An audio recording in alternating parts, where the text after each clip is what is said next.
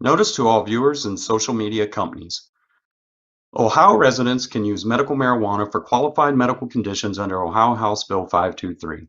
The host of the show, known as 420 Live or 420 Live Ohio, may use or consume legally purchased Ohio medical marijuana products during this video. 420 Live or Ohio Cannabis Live does not promote the use of illegal drugs. This content is for informative and entertainment purposes only. This content is not meant to be used as medical advice or to be used to promote misinformation about cannabis. Viewer discretion is advised. Another mastermind hit. Welcome to 420 Live, Ohio's premier cannabis news channel, with program news, product reviews, cultivator tours, and hard-hitting LLC interviews. With your hosts, Mastermind and Pothead Genius. Without further ado, it's 420 Live.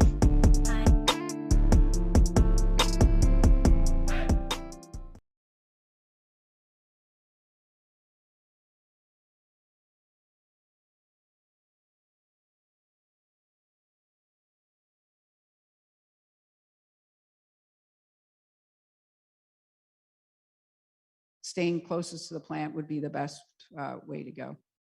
Yeah.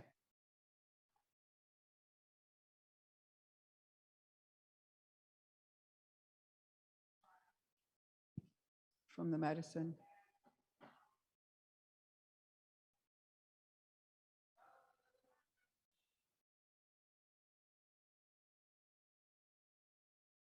Wow. Everything. Yeah.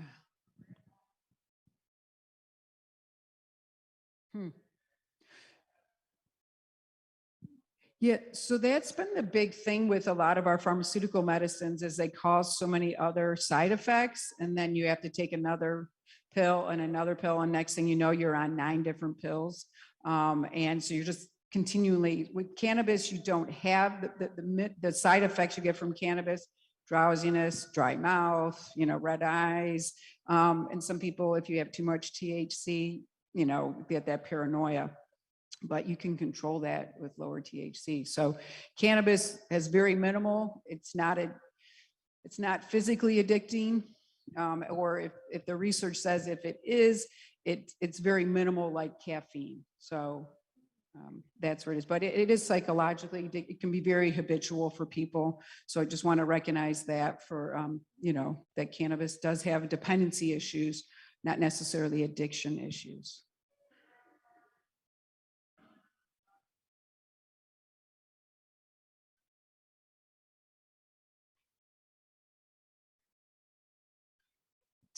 To be able to have home grow. Yeah, home grow. Yeah, that's one of the things. Yeah, we definitely need to talk about today.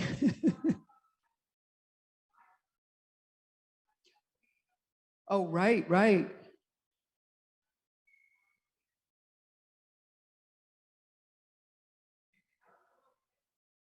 Yeah.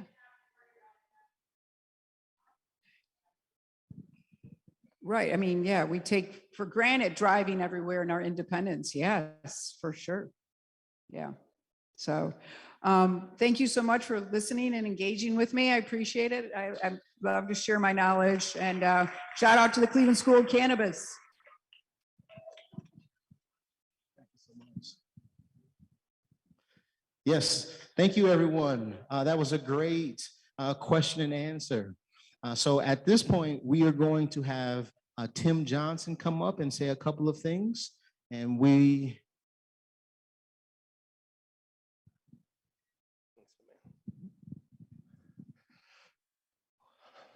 All I got to say is, wow.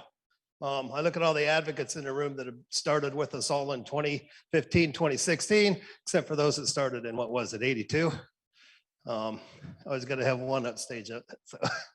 But no, Mary Jane's brought a lot to us. I'm kind of filling in here a little bit because some of our speakers weren't able to make it.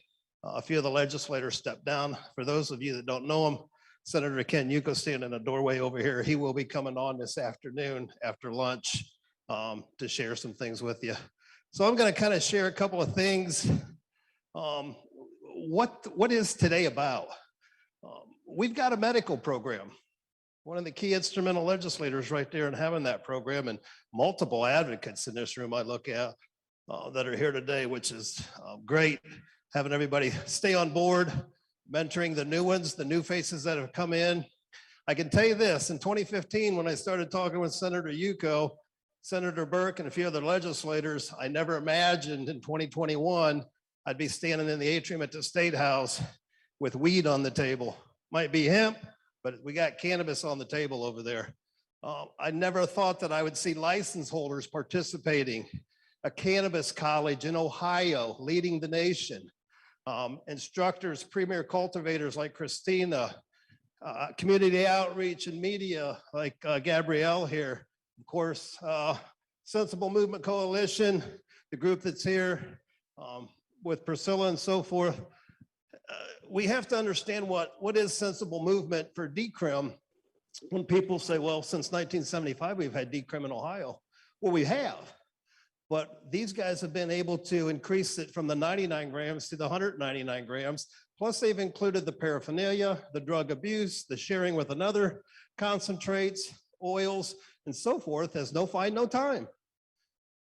So this is a great, not only that, I don't know, you guys have done what, 40 some cities or something around, and Don that was here with Norml helps them out with that as well. So they've done a lot of educational awareness to the community as a whole. And now we see, we had House Bill 210 last year floating around. That's been was pulled from committee. To my knowledge of it, that's been implemented into House Bill 382. There's a big thing about why decrim. I know everybody's here.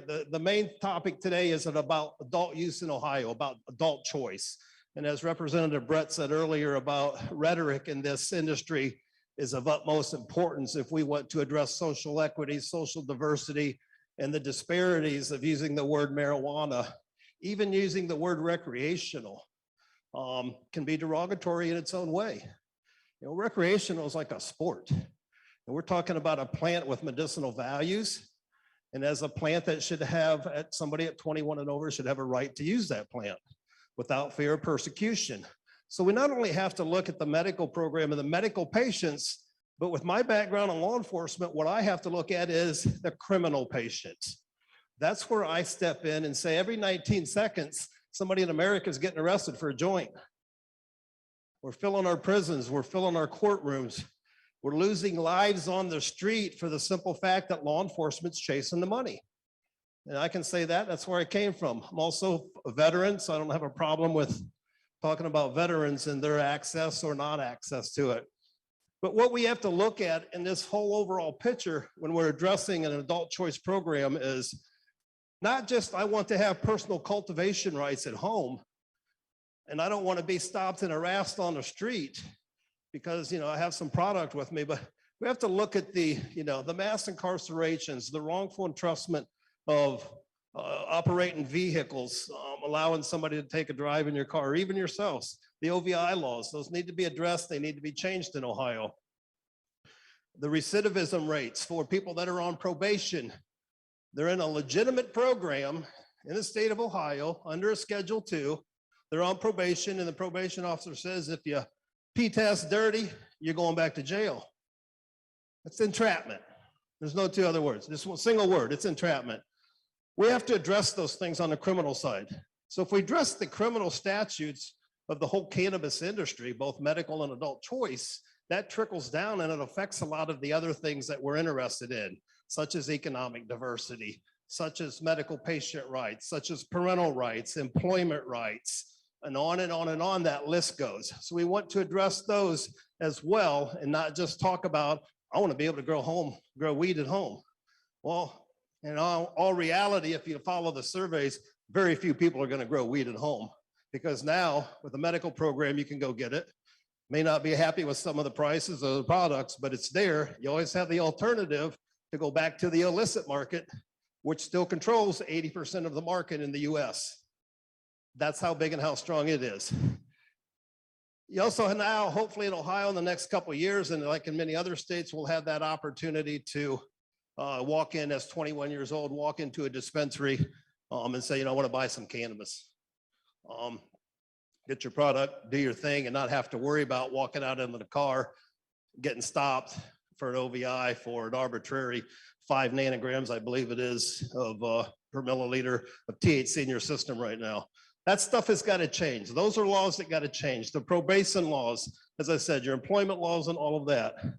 So this is stuff that we've been working on. I knew it was going to be a long journey. I remember, tell a real quick story here when we were doing this during the task force committee meetings, when people were, this was early 2016, people coming into the State House and giving testimony, patient after patient after patient, wheelchair after wheelchair, people being carried and so forth. Quite frankly, it was sickening that we had to bring patients in and masquerade them in front of the legislators to educate them on the values of medicinal cannabis. To bring these patients in and do that, it was disgusting that, quite frankly, that we had to do it, but they were more than willing. I'm a patient myself, PTSD and arthritis, so it is very helpful, as well as neuropathy I have. So the cannabis does work. It's been proven.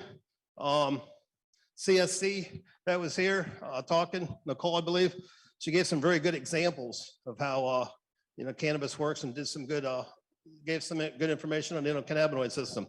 So back in 2016, Darren, we're doing these task force hearings. Anybody come in and testify, proponent or opponent. When a bunch of us would always get here early. Well, this one particular day, I noticed an individual walked in to the meeting we were going to have. He had a briefcase in his hand, and he had the briefcase handcuffed to his hand.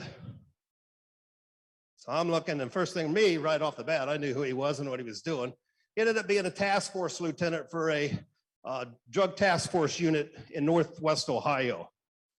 He came in to testify against the program, and what he had brought in was a suitcase, or not a suitcase, a briefcase, as I said, handcuffed to his hand. And when he got up to the stage, I remember Rep. Schuring say, "Can you tell me what's in the suitcase that's so important, or in your briefcase that's so important? It's got to be handcuffed to your hand." Dude had a 1/4 pound of brown dirt weed. And it was important enough to him that he didn't care if somebody cut his hand off to steal that cannabis from him. We're talking a 1/4 pound.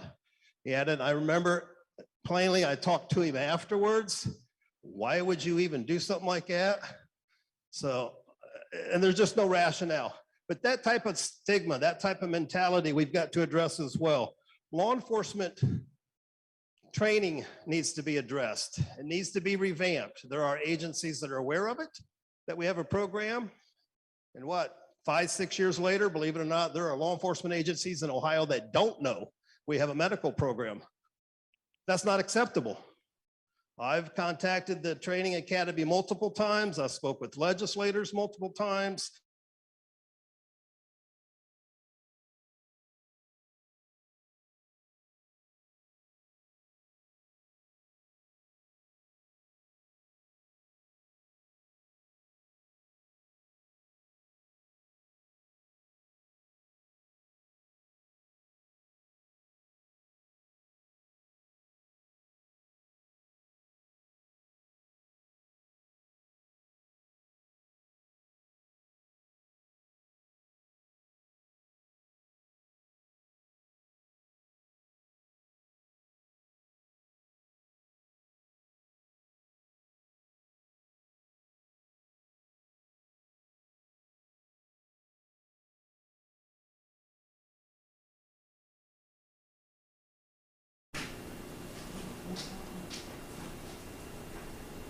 What's up, everybody? It's your boy Mastermind here. We're trying to figure out why we lost audio.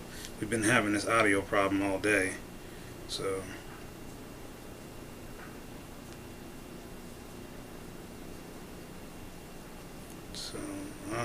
see what's happening.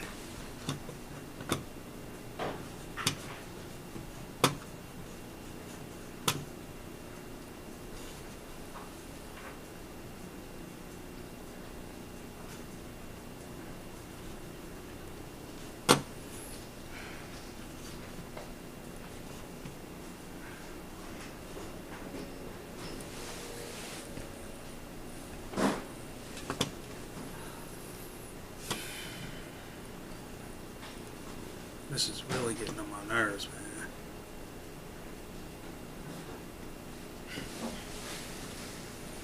playing me with this fucking pen shit.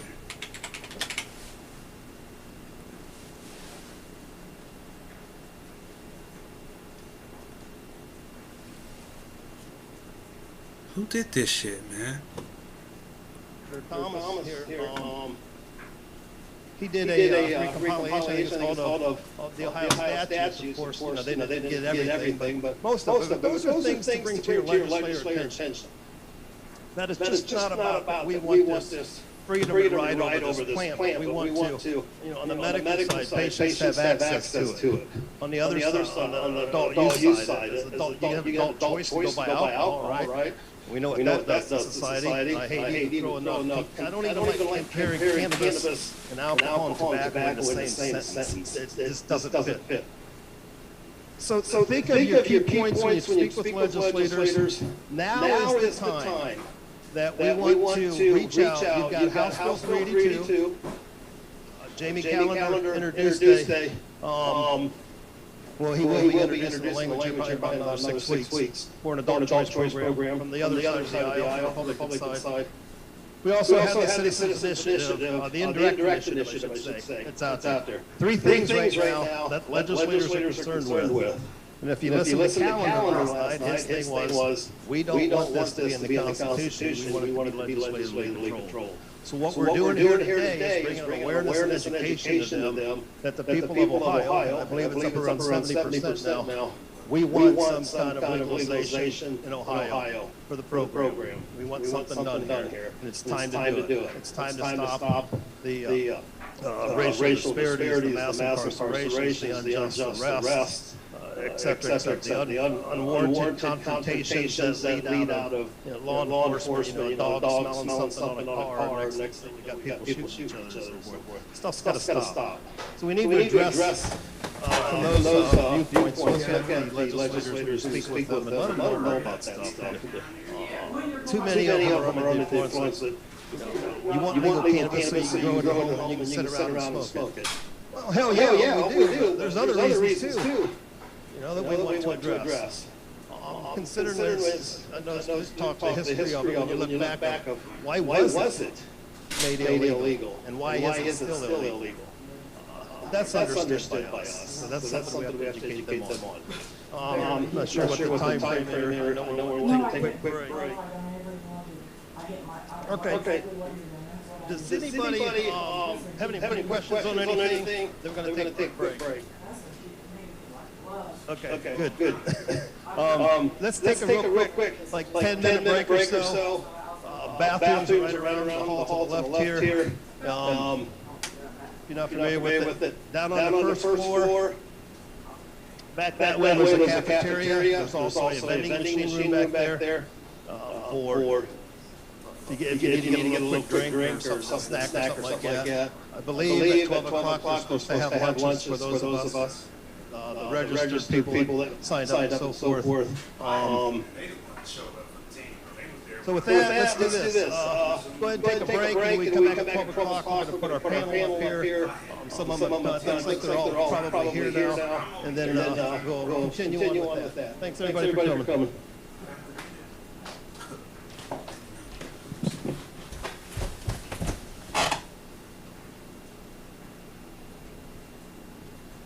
Here they go with the playing with the mics again.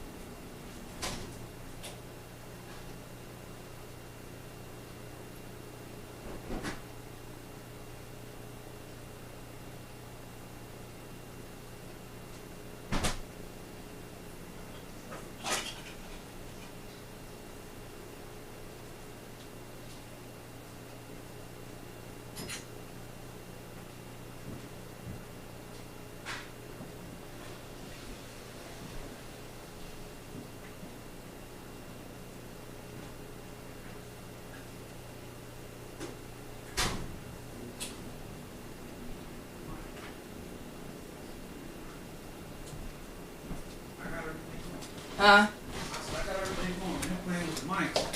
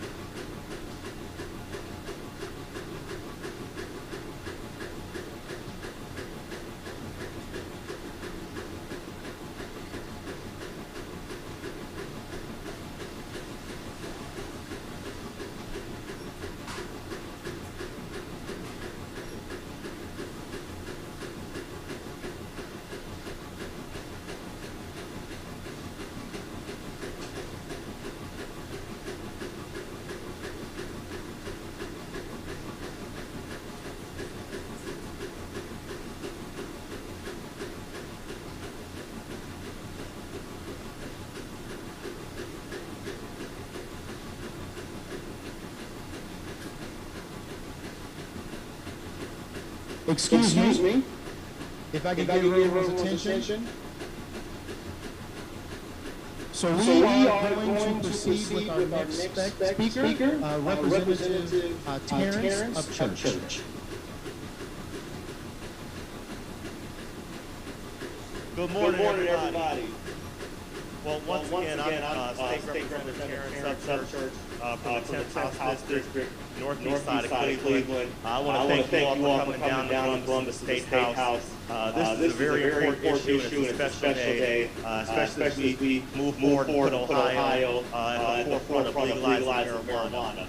I'm the joint sponsor of House Bill 382. Myself and State Rep Casey Weinstein from the 37th District have introduced this bill. And this bill will fully legalize marijuana, recreational, and will also expand the medical programs. And then there's a criminal justice component. So I'm going to be very brief. We got people, we got a couple speakers. I just want to highlight some of the key points in the bill that Weinstein and I have introduced. Looking at the criminal justice component, just going to first some of my notes here. So, any person who is convicted of, was convicted of, pleads guilty to, or has pleaded guilty to a qualified marijuana offense may file application under this section for expungement for the record of conviction. The person may file the application at any time on or after the effective date of this act. You know, when we talk about marijuana, it's more than just recreational, and there's also criminal justice component of this bill. And that's why I'm passionate about this, because many communities that I represent and families that I represent are still impacted by marijuana addiction. It prevents them from getting a mortgage, it prevents them from getting a job, qualifying for student loans. There's so many hurdles that they're not able to overcome because of these convictions. So I think this bill is a step in the right direction so that these families can finally matriculate back into society and be productive citizens. Because I'm sure that's all they were trying to be in the first place. And especially if we begin to learn more about marijuana, we see that it's not as harmful as it's been advertised, right? The impact of alcohol are far more dangerous than the impact of marijuana. So these are honest conversations that we need to have. Let's see here. Also, a prosecutor has the opportunity to object for reasons for believing a denial of application is justified. Now, we also have a reimbursement for expungement in this bill. And then let's see here.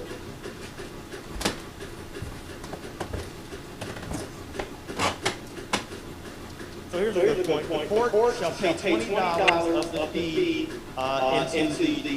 into the county general revenue fund if the sealed conviction or bail forfeiture was pursuant to a state statute or into the general revenue fund of the municipal corporation involved if the sealed conviction or bail forfeiture was pursuant of the video. So there's also a local government component of this too. Local government will have the opportunity. No, you dumb clown. Bye. I'll talk to you tomorrow, hopefully. So this bill has a lot of good components in it, and I would urge every one of you to call Chairman Olson Finance Committee, call him and get this bill here. This bill has been signed to the Finance Committee. We would like to get this bill here and allow this bill to go through the process so we can finally move forward and get this done here in the state of Ohio. So with that being said, I'm going to turn it back over to our host this afternoon. I'll be hanging around for a little bit. Happy to talk about my bill, answer any questions. So again, thank you for your time. I really appreciate it.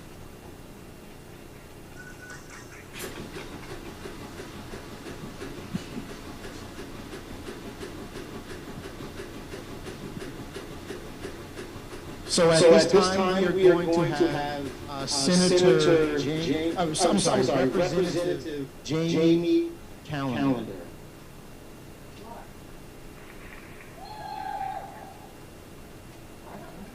It says right here, it's muted. Bipartisanship at its best. Thank you. Love you, and I won't tell anybody about last night. Hi. Is Juanita here or did she take off already? I think she was on her way out. I want to thank her for helping pull this together. She's done this annually since she came in, except for last year with COVID. And it's efforts of people like her that are going to help us get something passed in this state and get adult use legalized, for lack of a better word, normalized and treated appropriately. So we really appreciate her efforts and her efforts at pulling this together. I'm looking for the samples in this corner. Okay, we'll go back to that. So I just want to thank you guys for doing this. I don't want to spend a lot of time talking. I'm not sure I was on the agenda. They just pulled me up.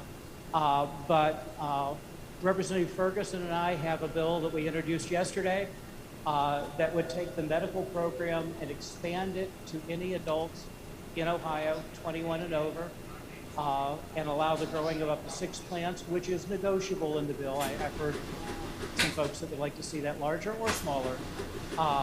So we would appreciate your support, your advocacy, your reaching out to your state reps and saying, hey, this isn't a partisan issue, this is a people issue.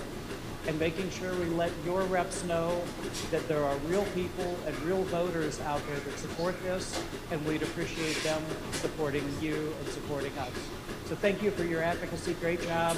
Thank you, Juanita, wherever you are, for pulling this together, and thank you to all the vendors that are here and participating.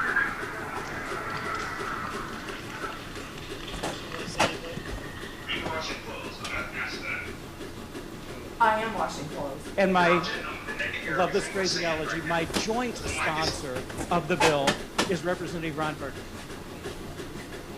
Hi, y'all. Thank you for having me out today. So we have a freshman involved as well. So Jamie's been around a lot longer than I have. This is his second tour of duty and first tour of duty for me. So I come from Eastern Ohio, Jefferson, Belmont, Monroe counties, right on the West Virginia border.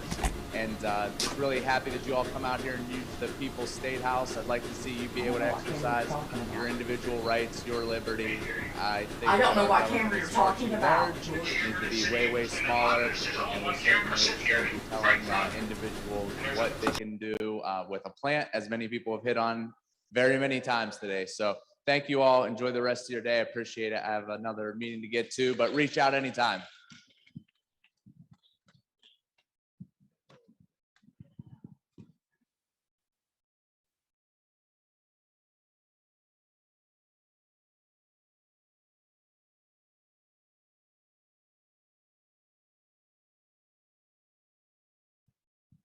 So if everyone that has registered wants to go ahead and grab a lunch, go ahead and do that now. And in approximately 5 minutes, we're going to get started on the panel discussion.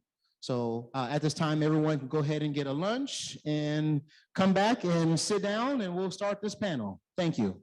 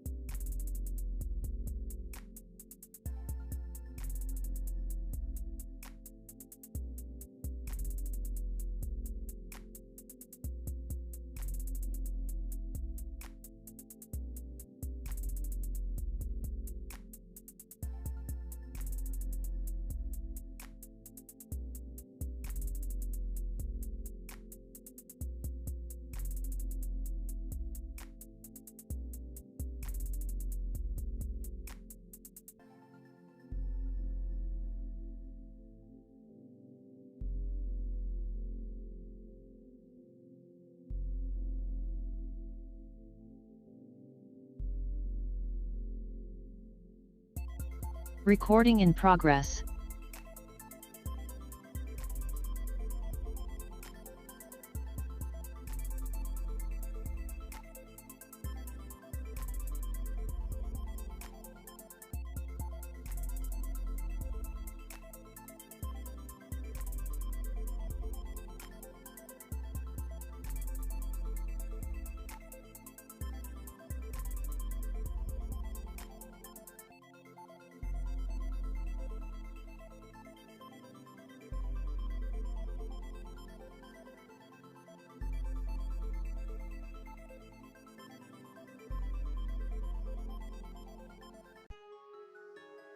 Another mastermind hit.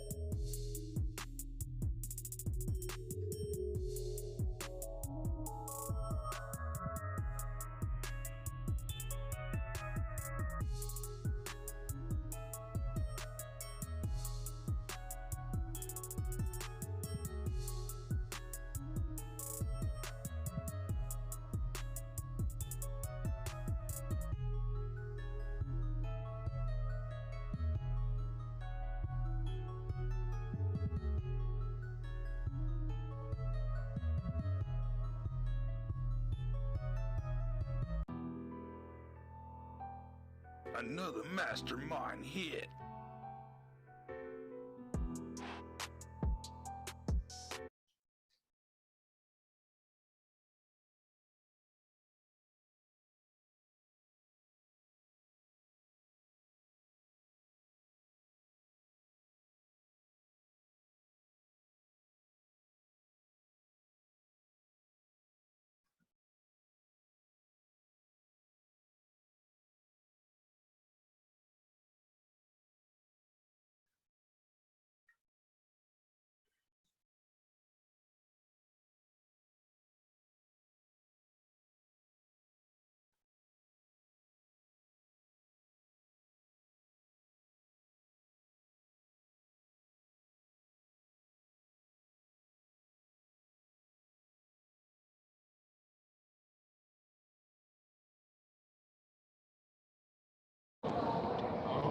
All right, what's up, everybody? We're just getting ready to get started on this discussion panel. We're getting everything set it up. Everybody's getting lunch. You guys should be able to hear me. Y'all should be able to see me. So yeah, we'll get started here in just a second.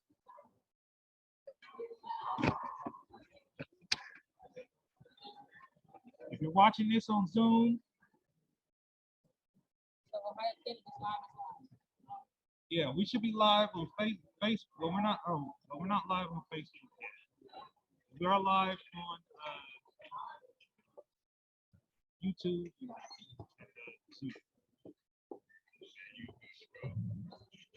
are live.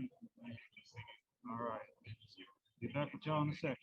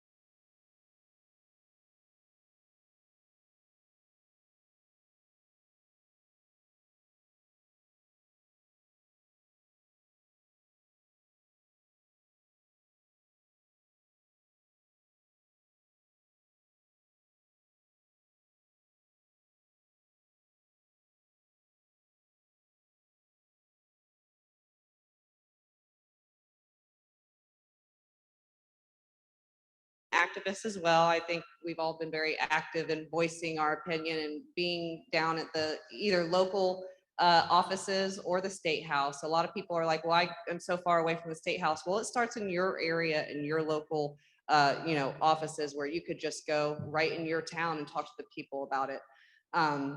So I think we're all focused on legalization in the same area. So basically we need to spread that word. If our legislators don't hear it, then they don't think anyone agrees with it or supports it. So they're not going to.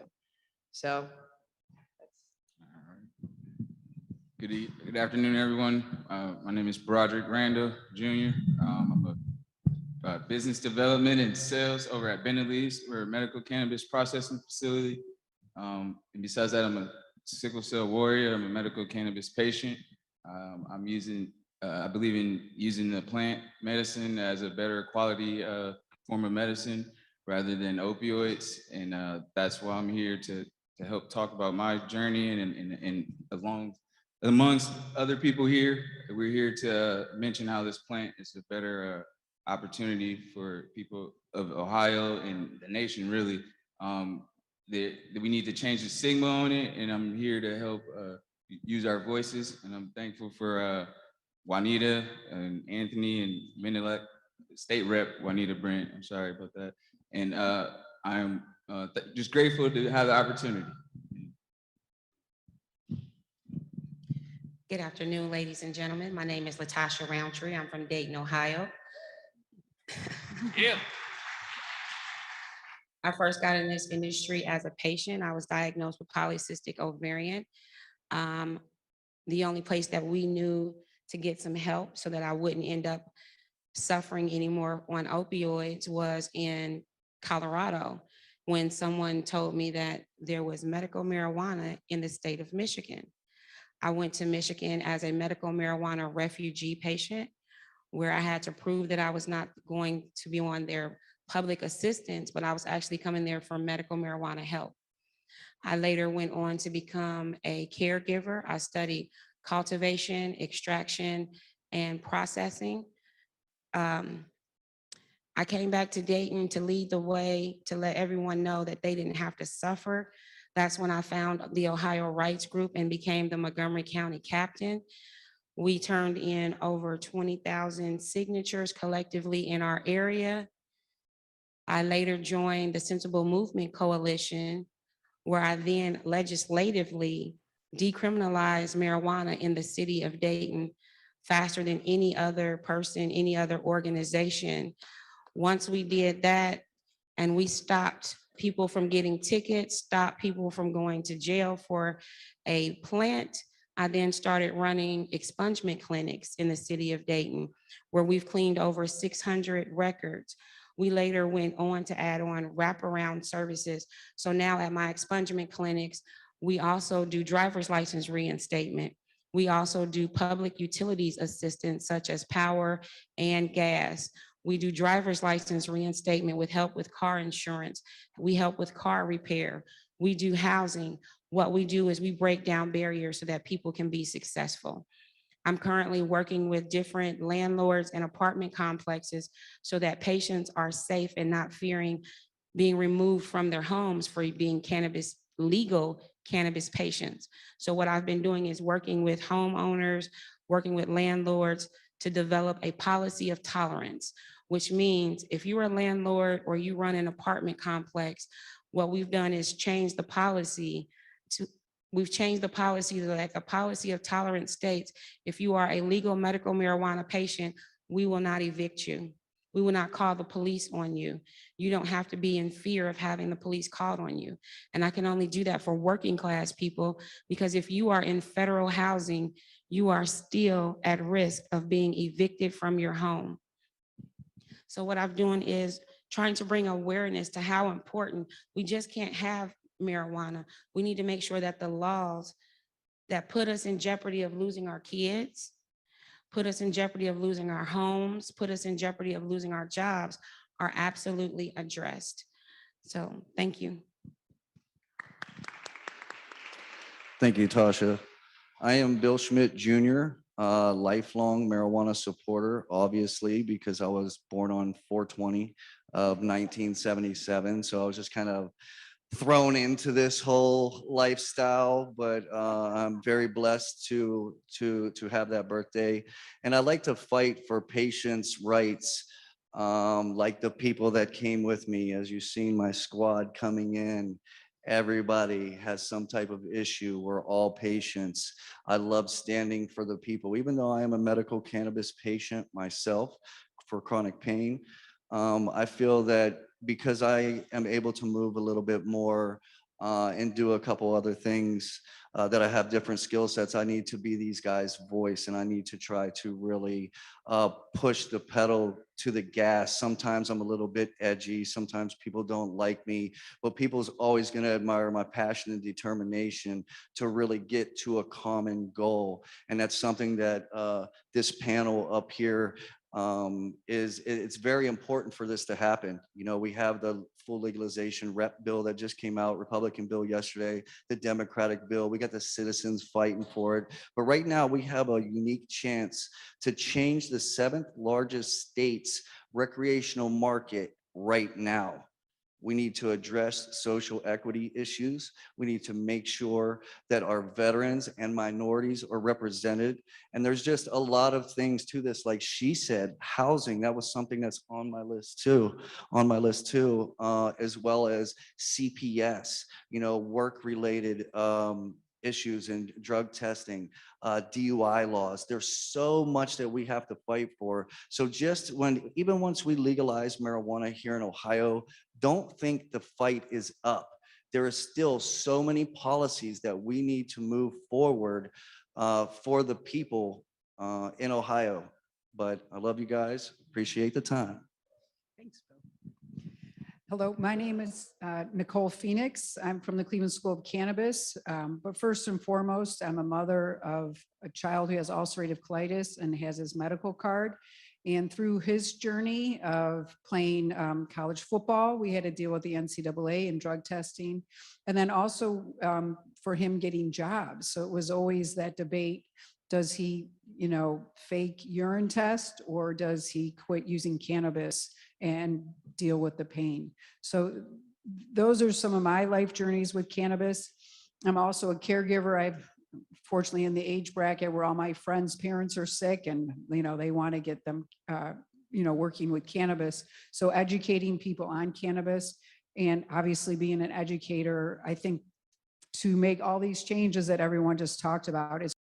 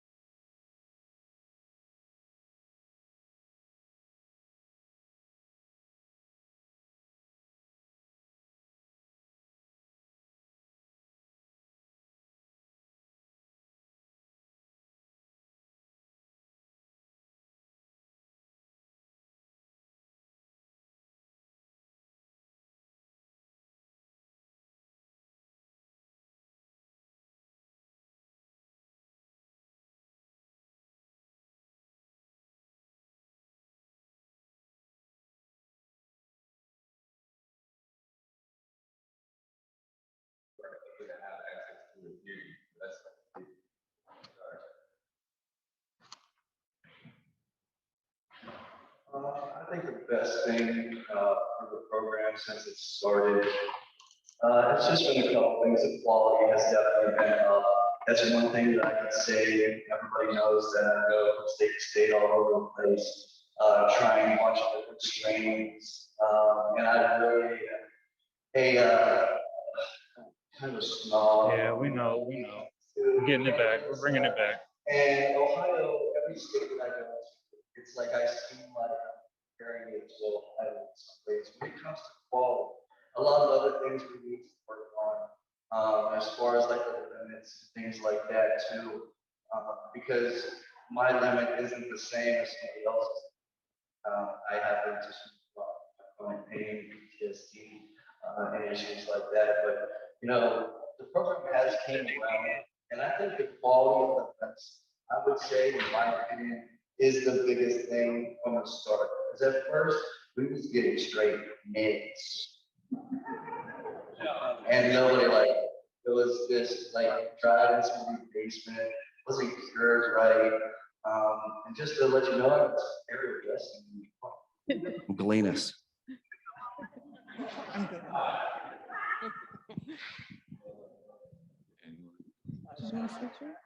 You good? Okay. All right. Just to add in on that, I know there was a period in time prior to House Bill 523 passing that we even questioned if there would be actual flour in the program. So, I mean, I think that's been a huge victory for a lot of us. There was talk of lozenges only and things like that. So to have actual smokable flour on dispenser, well, not smokable, vaporizable flour on dispensary shelves is a great accomplishment for all the activists that got it there. The other thing that I think is great about Ohio's medical marijuana law are the qualifying conditions. I know that there are additional conditions which can be added, and I'm glad that people are taking, making progress into getting those added in, but having that pain, that chronic pain qualifying condition really was a major boon to the medical marijuana program, and helps a lot of people who otherwise would be using opiates to manage their pain. Can I add to that, Christine? There's a lot of states that don't have medical marijuana, and they're going to hold out and be like 2.0 states. So they're going to cap it at 2% and just make it a real low THC. So as you said, like, it's great that Ohio is medical, and then that's the whole lead to adult use in home grow. So I think that just has opened up. And yes, it's awesome that we have compared to New York State. That's awesome. So we'll move right now into our next question. Kind of along the same lines as the first one. Many of us in this room have worked for years to bring cannabis law reform to Ohio, and we have visions of how the future would look after medical legalization. Now that we're several years since the passage of House Bill 523, is the program functioning as you hoped it would prior to the law's passage?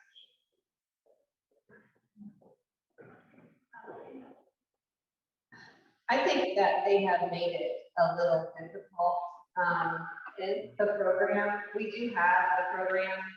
The best thing is actually getting the legislators educated on this plan. That is a huge hurdle.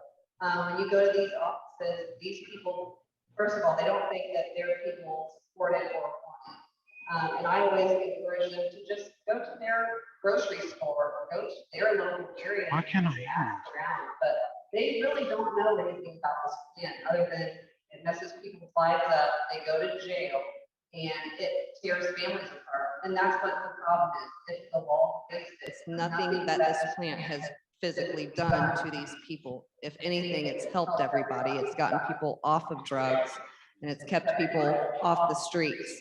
So I think the best thing is just education, both the public, but definitely these law makers and changers. If you want to change anything, you've got to get it, the education and then the information, because we can complain about it and, gripe about it all we want.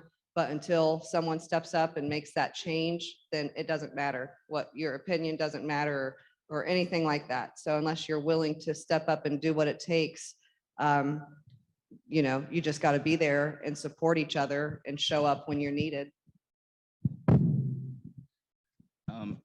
To feed off of that, I think that it would be beneficial if patients had the opportunity, patients and doctors had a better connection or opportunity to actually strengthen the relationship they've started by the doctor recommending the card.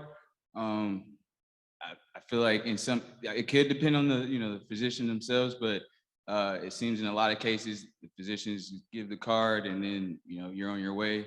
And then the bud tenders are forced to like control the person's like medical journey the rest of the way, sort of. And I feel like if there was a better connection or system or structure to that, it would help further education and strengthen it amongst the community and the patients. Okay. Here's the truth. We are disenfranchised from the medical agency or the medical field. They are so opposed to us that it is ridiculous, and they look at us as competition rather than integrating us. Like Rite Aid has a commercial like, "Hi, we're your wellness and your holistic pharmacy." There's no weed in there. And you're opposed to us using weed. If you are a pain clinic patient, you cannot be a medical marijuana patient. But most of the pain clinic patients that I work with say, if you give me 10 pills instead of 30 so that I can have something when I'm having a medical breakthrough, I would prefer to simply use medical marijuana for pain. But we acknowledge sometimes because of your industry, because of your injury, or because of your issues, you might need pharmaceutical drugs. So I'm not opposed to pharmaceutical drugs. Pharmaceutical drugs are opposed to me. When we should be working together for the benefit of the patient. We should be making sure that caregivers are educated and have the ability to grow, process, cook with, and deliver. Those same people should be able to go a step further and be subcontracted with people like Miss AK-47. If you've never met her, this is Ariane Kirkpatrick, who is one of the first Black women to be vertically integrated to do those things. If I don't have patients, I should be able to work directly with her. I should be able to get my products processed by her or Miss Nicole Ross over here, who was actually the first woman of color to have a processing plant. We should be able to work with the people in the industry to work directly with the patients, because there is no medicine that works for everybody. So this is an individual thing. So like when Bill said, my tolerance level is not the same. Neither is people when they're on opiates. That's why you have Percocets who are 10s, 20s, 30s. So let's acknowledge that we have different needs for different patients. So the fact that they do not integrate us as medicine and not regulate, but have a system where we can acknowledge that the cannabis is different. Some people might only need mid-grades, where some people need the high end. But we're acting like if you're over a certain age, we all smoked Reggie first. So to say that Reggie has no medical benefits, we all were on Reggie before we were doing hydro, before we were doing anything else. That dirt weed stopped stomach acid reflux, it stopped nausea, it stopped everything that you needed to be done. We only started using those fancy words like, oh, this is dro, so that we could sell it for a higher price.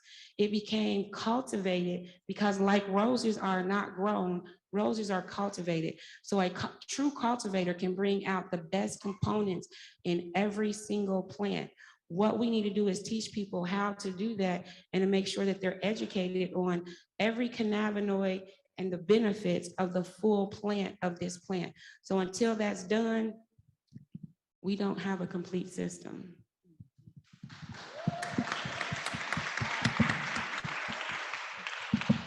And to keep it 100, just like Tasha just did. In your question, when you asked if the program is what we really thought it was going to be, the answer is no. Even though we do have some positive things, there's still a lot of things that we really need to work on. we need to work on patient limits as far as how much we need to have dispensaries more available. We need to have more grows. We really need to expand the program. We need to expand the qualifying conditions.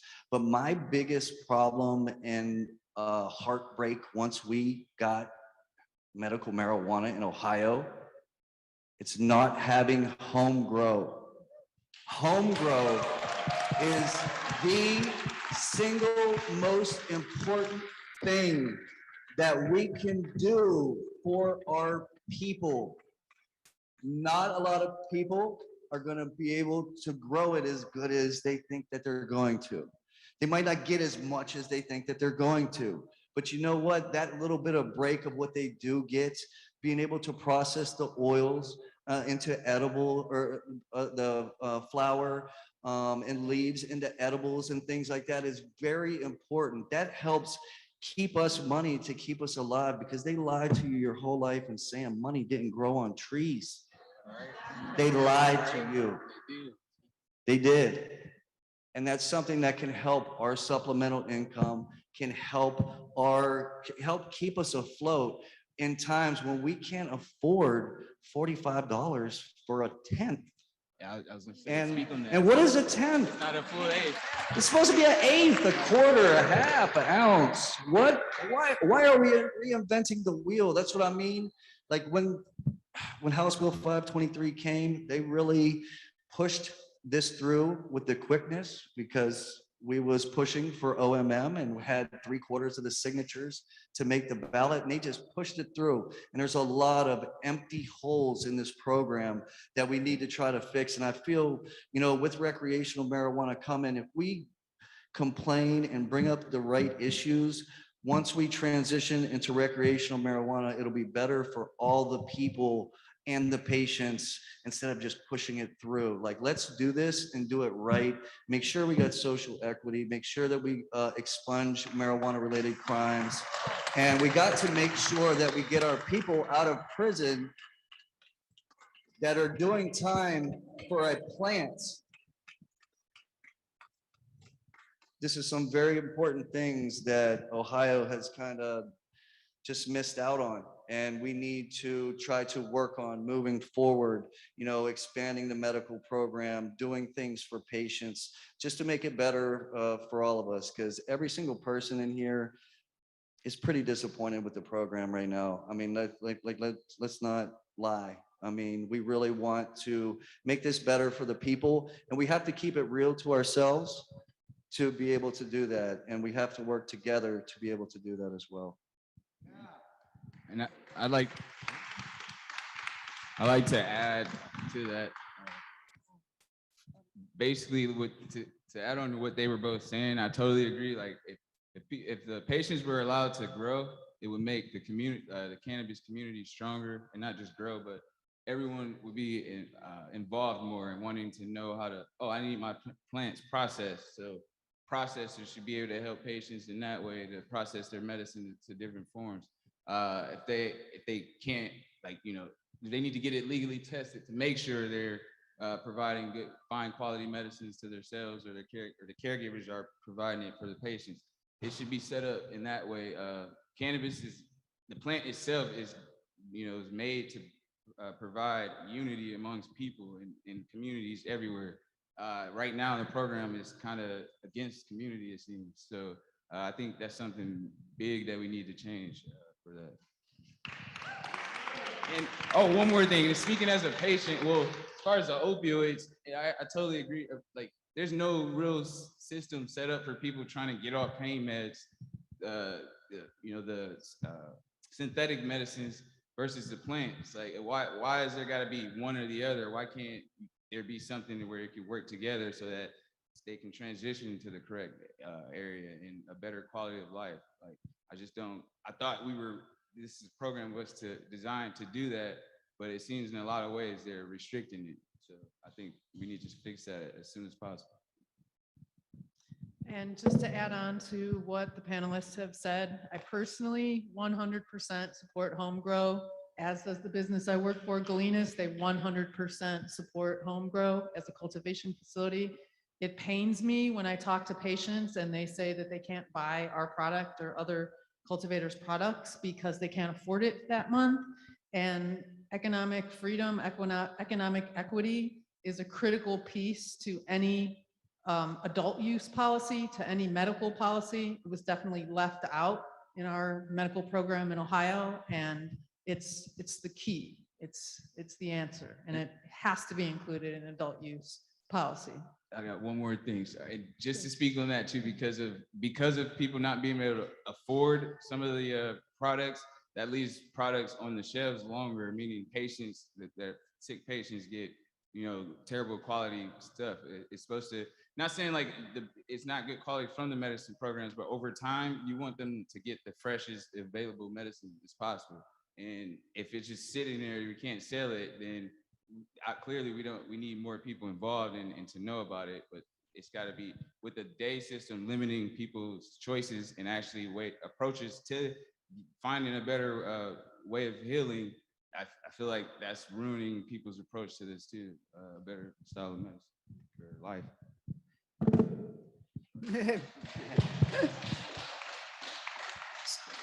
So that is the first thing I would change is the homegrown for everyone that has stated on the panel.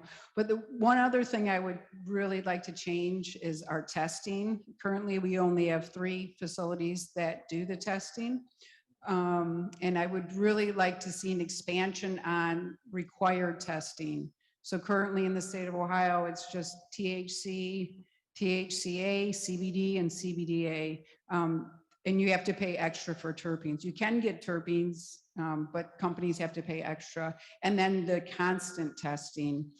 So I just think testing is very controlling of companies on what they really want to do, because they have to test and test and test. And it's very, very expensive. I think it's like $500 for each test, more than that.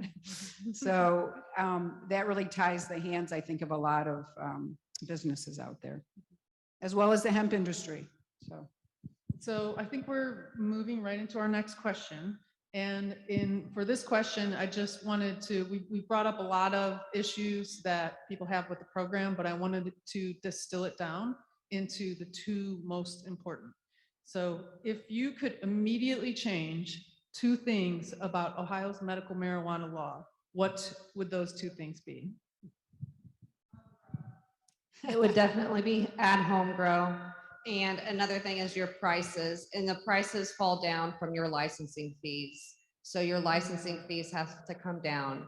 The program needs to be open more publicly to more people who could get into the business side of it. And until those fees and stuff come down, your prices are going to be high. So. Mine would be the allotment system and the days, get rid of that, and the tier system, because again, those 2 are kind of like prohibiting people to actually shop and explore the cannabis medicine the way they should, and all the other like vendors out there.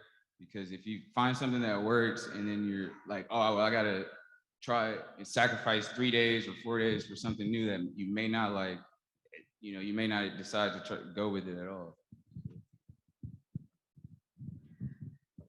Of course, home grow would be the first thing that I would do. This is the first thing I would change and allow for home grow. But the most important thing for me beyond home grow is for caregivers to have the right to grow for their patients. In Michigan, we are allowed to grow 12 plants per person, and we can have 5 patients under our care. So I'm allowed to grow by law 72 plants for my patients. So without having a pipeline to where you can go get your education, where you can learn how to actually take care of a patient, we need to address those issues so that caregivers are trained and educated, and so that caregivers have a way of then getting into the mainstream industry. My goal would be so that caregivers can also just work with patients, but also work with the industry people. Now, I'm not for testing my own personal cannabis at home. If it's my weed, I know what I put in it, I know what I grew. But if I am a caregiver and I'm providing medicine for other people, I absolutely do not have a problem testing my product and showing you my paperwork of the work that I've done. And so therefore, I am for creating a pipeline for caregivers to be subcontracted with cultivators, subcontract to work with processors. And if you're going to test my product and it tests good the same way as a cultivation product test, then my product should be able to be in dispensaries, even if I have to work with somebody to get it in a dispensary. So to have that ability to become from the underground to a caregiver to an actual genetic holding person in this cannabis space, those would be the two things that I would change. Man, she's tough to follow up sometimes. I tell you, I got my work cut out for me. But of course, the two things that if I would change immediately in Ohio, of course, it would be home grow. You know, that is something that I just mentioned a minute ago, that I do believe every single marijuana supporter on the planet agrees that we should be able to grow at home as well. But another thing, I just want to switch it up a little bit that I think should be a little bit more important for my second thing that I would like to change about the Ohio Medical Marijuana Program, and that is patient and dispensary and patient and grower interactions. Say if I get a cartridge that's no good, who do I go to? It's like, you know, you try to email them, they give you the runaround. There's really not any type of standard that we really do or practice in Ohio when it comes to things like that. And I think, you know, because things happen, especially when it comes to the newer vaporization products, possibly getting something that's a little short because they shelved it and it dried wet and it dried light and it's not the same, you know, it doesn't weigh as much as it did when they put it on there just because some of the processing and stuff is wrong. But as a patient, if I have an issue, it feels like I can't get a hold of nobody to fix my problem. And I think that that has something to do with the control board as well. I think that they need to try to set up something that once we have an issue with a product or something like that, we could have somebody that we could reach out to that can help us navigate through some of them problems. Because I see Anthony Porto posting about it all the time, and it's just something that we really just need to focus on, and that's something that I'd like to change just to switch up topics a little bit. That's a good point. I would really like to see them thinking more futuristic towards adult use, is really including the micro grow that other states have integrated. So which would allow, you know, that whole vertical that the caregiver can grow and work it that way, and just create that niche for the smaller companies as well. Those are all great answers. Thanks, everybody. One concern I hear quite frequently, and we touched on this, is that high product prices are a problem. They're a problem for many patients, and they're a barrier to entry for many prospective patients. I also hear that very frequently. I would get my card, but I can't afford it. I can't afford to shop in a dispensary. I can only afford to buy from off the street. Okay, so here's our question. What type of legislative initiative would you suggest which could help bring prices down in Ohio's industry? Okay, here's what we need to do. Schools like Cleveland Cannabis College need to allow their students to grow and then provide cannabis for indigent patients. If you need your hair done, you can go to Carousel Beauty College and students will do your hair. Why don't we have our students providing low-income people with actual cannabis the same way we do hair, the same way if you go get a massage, you can go to a massage school and have the students do it. If we could allow our students to participate in both research and providing cannabis for indigent people, we could get them out of that market where they don't need to be anyway. And then for people who could afford it, they can go to the dispensary, but we definitely need to have our either nonprofits or we need to have our schools in a position to where we can take care of the needs of veterans, of parents, of hospice people. If you are in hospice, you should not be worrying about how much your cannabis is going to cost when you have volunteers. In Michigan, we have compassion centers where as a patient and now I'm healthy, I can go volunteer at the compassion center and I can grow your cannabis for you absolutely free of charge. The only thing they say is you have to pay for the seeds and then you have to pay for any nutrients and you and your caregiver work all of that out. But it is not for profit. It is actually for compassion. And if they would allow both nonprofits, I'm not saying volunteers, but the volunteers could go work for the school. But we should absolutely have the schools or nonprofits growing and providing cannabis for indigent patients, veterans, and everybody else. Well, I love that idea, but the first thing that needs to be done is we have to deschedule it because our hands are totally tied until that happens. And so we need that research to get out there and get to our federal government so they can deschedule it, because that's the only way that we can do that type of initiative at our school. Because right now, a lot of times we're looking to do that with hemp, or we're looking to do it in other states and starting that home grow and education. So that is something we do have in our pipeline, is that we are creating a curriculum, but it has to be in homegrown state. So maybe we get a homegrown state and then we can implement that. But I like that idea. It's great. And secondly, I'll say something Tasha's already doing, the expungement clinics. That's something that we need to continue to look into and consider. There's a lot of people that's locked up for, even you said it too, 420 kid, that's locked up for this plant and shouldn't be. So we definitely need to continue to do further studies and research and education, and like spreading awareness and doing whatever we can do to get people that were locked up for this plant or whose lives were ruined for this plant turned around. If they can't, get back a job to become normal back in society, how do you expect them to not go back to their old ways? Or so just feel like we could do better in that sense. I think we could definitely open up for some research, and that's really their big holdup federally. Why they won't legalize is their big excuse is it doesn't do anything or nothing's been proven. There's no medical benefits. It actually has been proven over and over again, and anything that they have set up for research, they stop researching because they're always trying to prove it bad and wrong and be against it, and it proves against what they're trying to prove. So we need open access federally. We need to deschedule it and just legalize it and quit fighting over which way we're going to legalize it and how we're going to control it and how much fees we're going to bring in.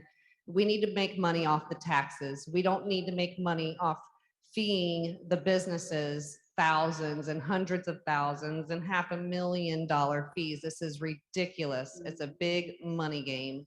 So if we just descheduled it and legalized it, that'd be the best thing for everyone. And we would treat it like a plant, just like a strawberry or an orange or a tomato. We don't need regulations. We need to treat it like an herb, like a plant.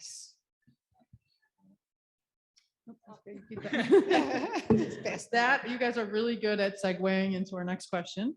That leads us to our next question. There's been a lot of complaints about the lack of small business opportunities in Ohio's medical cannabis program. What type of policy could be built to bring true small business ownership, entrepreneurship into Ohio's medical cannabis program, in your opinion? I think it's fees again. You need to lower the fees, and a lot of the medical people in the medical program currently do not want the competition. They don't want the smaller business. They don't want people to be able to afford a $5,000 license. But that's exactly what we need. We need to open it up to the public and make it accessible to anyone who wants to be in it. And that your education will follow that, because there are a lot of people that know nothing about the plant, but there are a lot of people who just can sit there and educate you on the plant day after day after day. So the more you open it up to the public and you have that access, the more education you're going to get to the public, and the better they're going to think about this plant.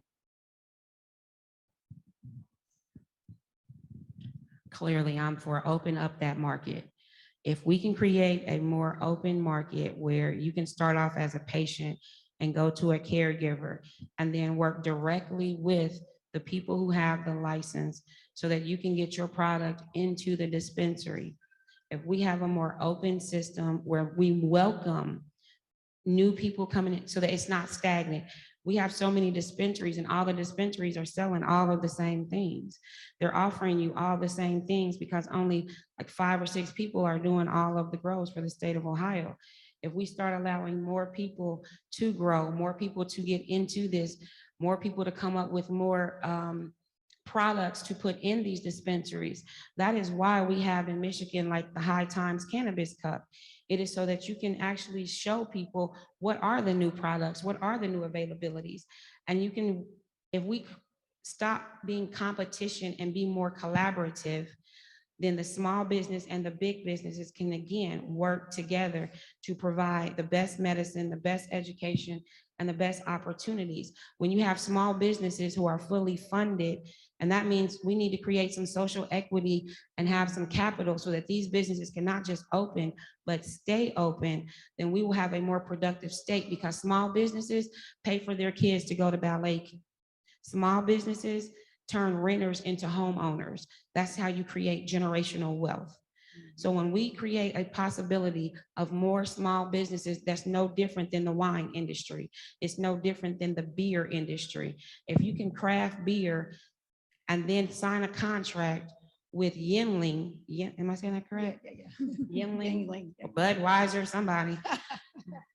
You can develop a whole new line of something. And that means now your kids can go to a better school. That means now you can create things, do things, philanthropy. When you put money into the hands of those who were once poor, we tend to be able to make a dollar go further. We tend to look out for other people more so because we know what it feels like to be left out. So by creating small businesses, we create a better America. Yeah. Once again, tough to follow up.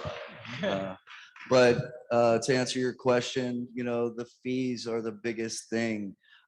Doing things like this to bring up the questions that we're and concerns that we're all trying to bring up and topics to bring up is something that's going to help as well. We need to open up the industry. You know, we need to have more medical conditions, more people able to access the medicine. We also need an opportunity for small businesses like myself to try to get into the industry, give us platforms, give us events, give us networking opportunities to try to get to that next level. Because with me and my success, networking is everything. You're only worth the 5 people that you're around the most. And that becomes true to a certain extent. So if you put the people of education around you, the people of knowledge around you, you're going to be able to build it a lot better. And being able to open this up for small businesses is super important for minorities and everybody in the game, because that's another thing that disappointed me with medical marijuana coming to Ohio is the prices, the availability for somebody like myself who isn't very well off to be able to have a chance, a fighting chance in this industry. And really to this point, like we really haven't, honestly, like we really haven't. You really have to kind of be a certain person in a certain suit in Ohio, know a certain politician, it seems like. So we really need to open up the industry for small businesses and mom and pop shops to be able to thrive, because those are the ones I want to support with my money.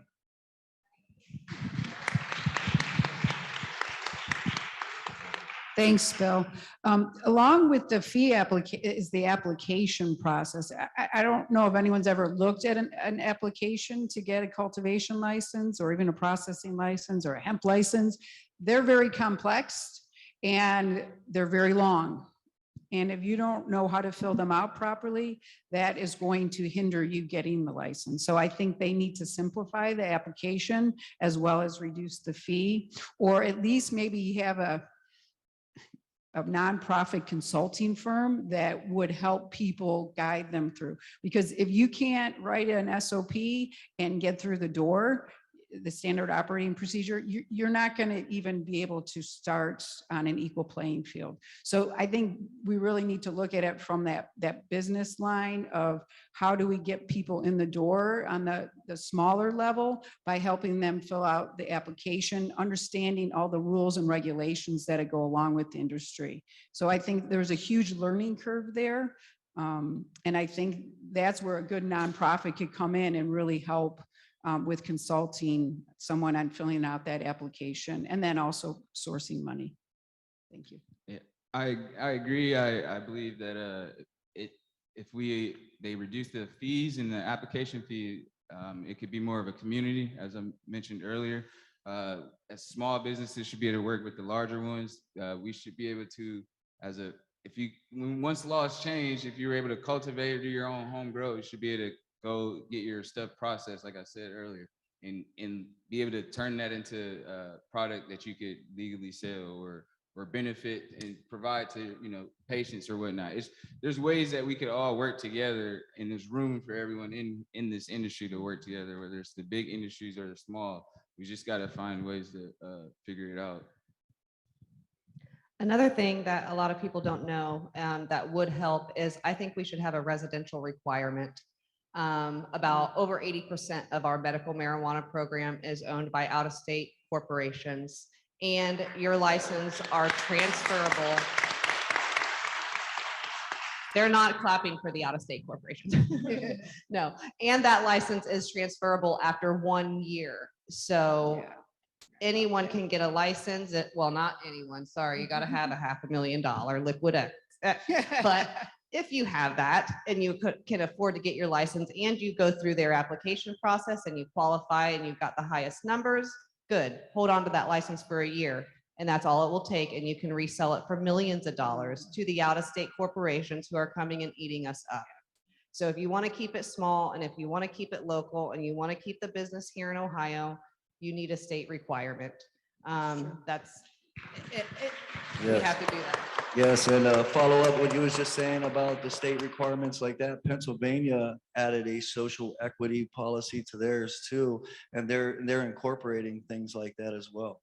Yeah, and it shouldn't be transferable. What about the other 160 people who applied? There's 169 applicants and there's only 20-some license available. Well, go down that line. Those other people paid $20,000 just to apply.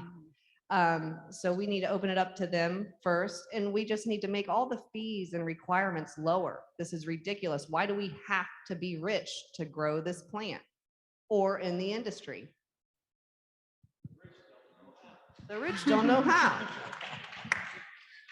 And once again, a perfect segue into our last question here today. We have some minority-owned businesses in the house today: Trailblazers in Ohio's industry, Beneleaves, Harvest, Neura Labs, Midwest Canna Women.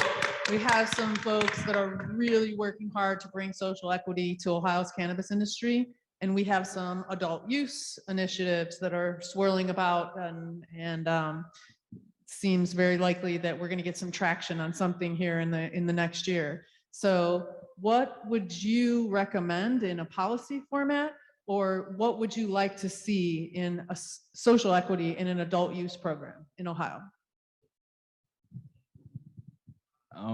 As was mentioned in the last question, it would help if for those people, the smaller business owners looking to get in, if they could get the help and advice from the right people or the right resources to get started and to be able to last long, prolong their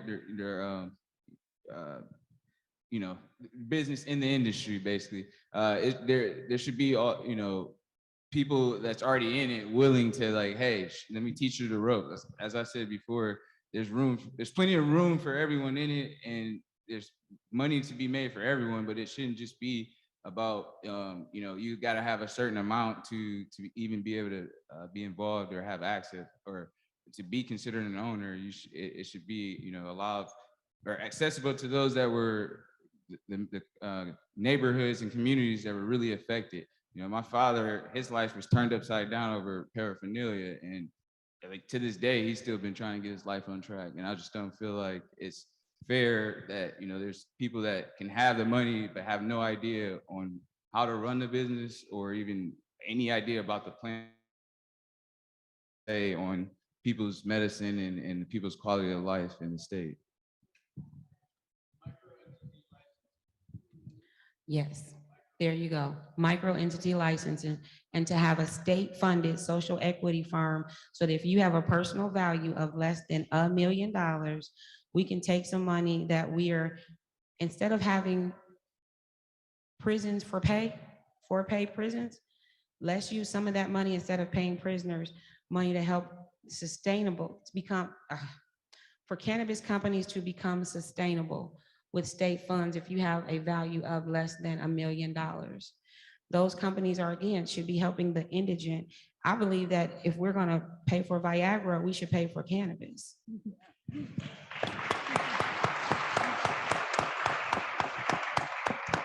Great point, great point. And how I see how we can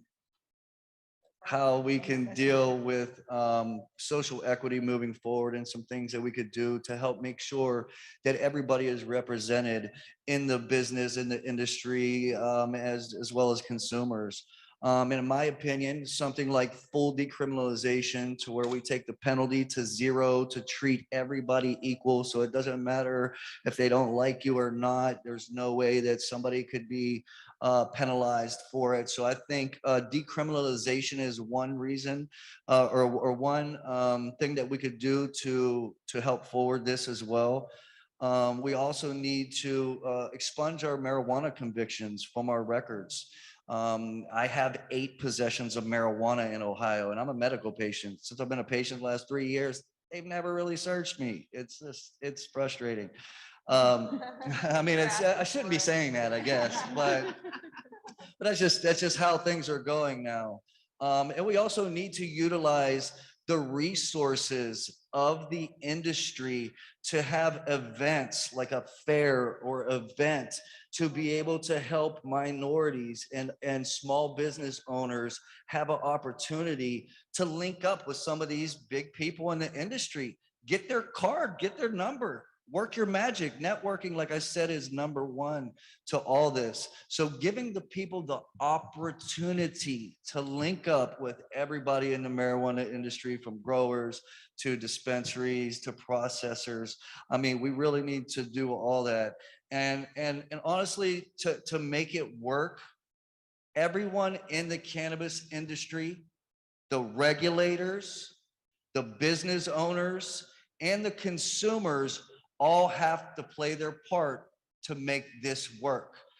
And it's about 68% of everybody on the planet supports marijuana, but that's everybody on the planet. So we need to incorporate everybody on the planet when we're doing these policies.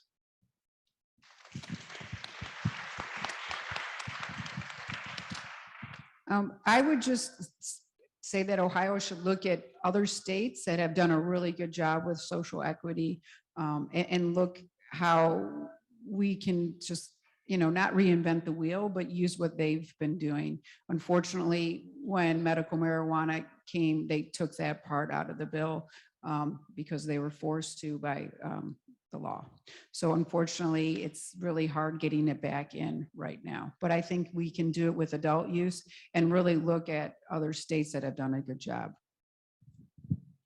Great.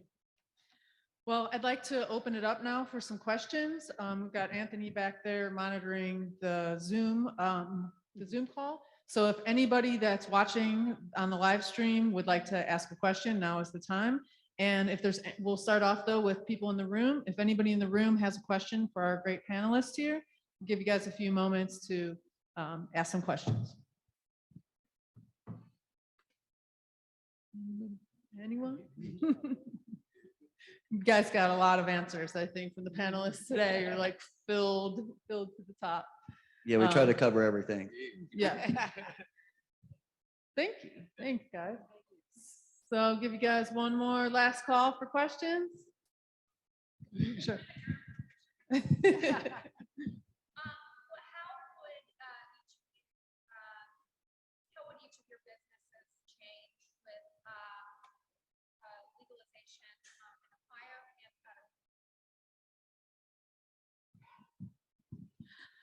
I do consulting. I work with people who want to go to school or people who want to start a business. I have a 420 friendly travel agency, so I can only book you places where you can actually have legal access to weed, because I have too many friends who travel. And the first thing that they do when they go out of town is this. That is the universal sign for where is the weed? Where's the weed? And so if we have a travel agency that can send you there, make sure that you have what you need. Now, if you all want to come to Michigan, I have a bed and breakfast. I work with Huron View, which is one of the first African-American female-owned dispensaries in Ann Arbor. I have a private masseuse. I have a private chef. We do puff and paint. We do medicated massages. You can come up there and spend the night or spend the weekend. So how would it affect my business? I would open one in every state. And then if it was federally descheduled or rescheduled, and now we can go into international sales, I would have one in Belize. I would have one in France. I would have one in every country, in every neighborhood that would allow it. And to answer your question, I have a CBD shop, the Holistic Cloud, in Bel Air, Ohio. And if legalization happened, of course, it just helps excel my business as well.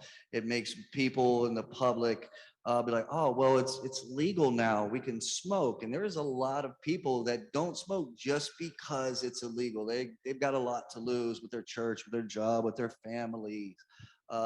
So, you know, it would definitely expand my business up quite a bit, because everybody, like I said, will be comfortable at that point and be able to walk into a dispensary or into the head shop and to buy a bong or a bowl and know it's fully legal and know that they're not going to get in trouble. Because really, that's a big thing that stops a lot of people from shopping in my shops. Like, I got teacher friends that will never come near my shop, and I'm just like, gosh, guys, like, it's not that big of a deal. But I understand everybody has their images to uphold in certain situations, but it would excel my business incredibly. We've already, it's not federally legal, but our doors are pretty open always over at Bennett Leaves. We try to provide tours to those that are willing to come and check out and get an education on the plant and how we make it. But it might blow the doors off if it does become legal. So, because we're always happy to, you know, let people come in and see how the medicine is made, and just continue to serve the community, find good quality medicine. And be able to work with them too and help produce some of their own medicine. I think home grow would help my business just because I manufacture fertilizer. But what's more important than that is people creating and growing their own medicine and educating people on the terpenes and their effects. And it's not about THC and getting high. It's about being able to grow your own medicine that will relieve your own ailments. And people talk to me all the time and I'm like, what's your problem? Well, cannabis will help that. Well, what's your problem? Well, cannabis will help that. And they're like, well, how does it just help everything? And it's because that's what type of body system we have. That's what we run off of. And it's just, that would totally open just education up to people who would never even try it or, you know, think about it or have always thought it was bad, just to give them another aspect, another look at, you know, another side. I'm going to pass the mic over to Anthony. I'm going to pass the microphone here over to Anthony Riley, our host here, and he has a few questions from the live stream. All right. So, yeah, we do have some people that are watching this via Zoom, and we also have people watching this on YouTube as well. If you are on YouTube right now, we cannot see your comments. So if you do want to ask a question, you do need to go to the Zoom.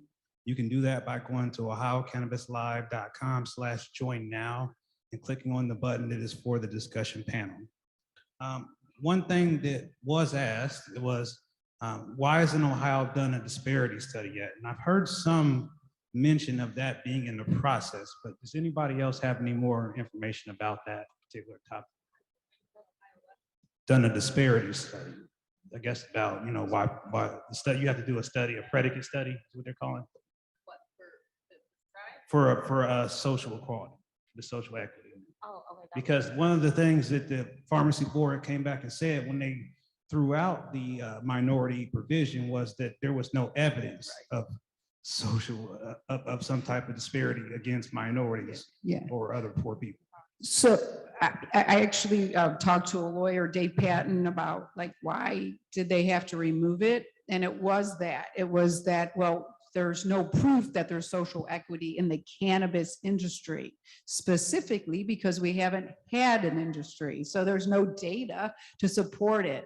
So I'm hoping somebody's out there collecting data, but I do not know specifically. Hopefully somebody else does. When they took it out, because there was no data, they said that we had to wait in order to request that data information. So the reason it hasn't been done is because at this point, the program is still running, that no one has asked, no one, like a state representative has asked, like, we would like this done. So that's why we couldn't get social equity based off of race.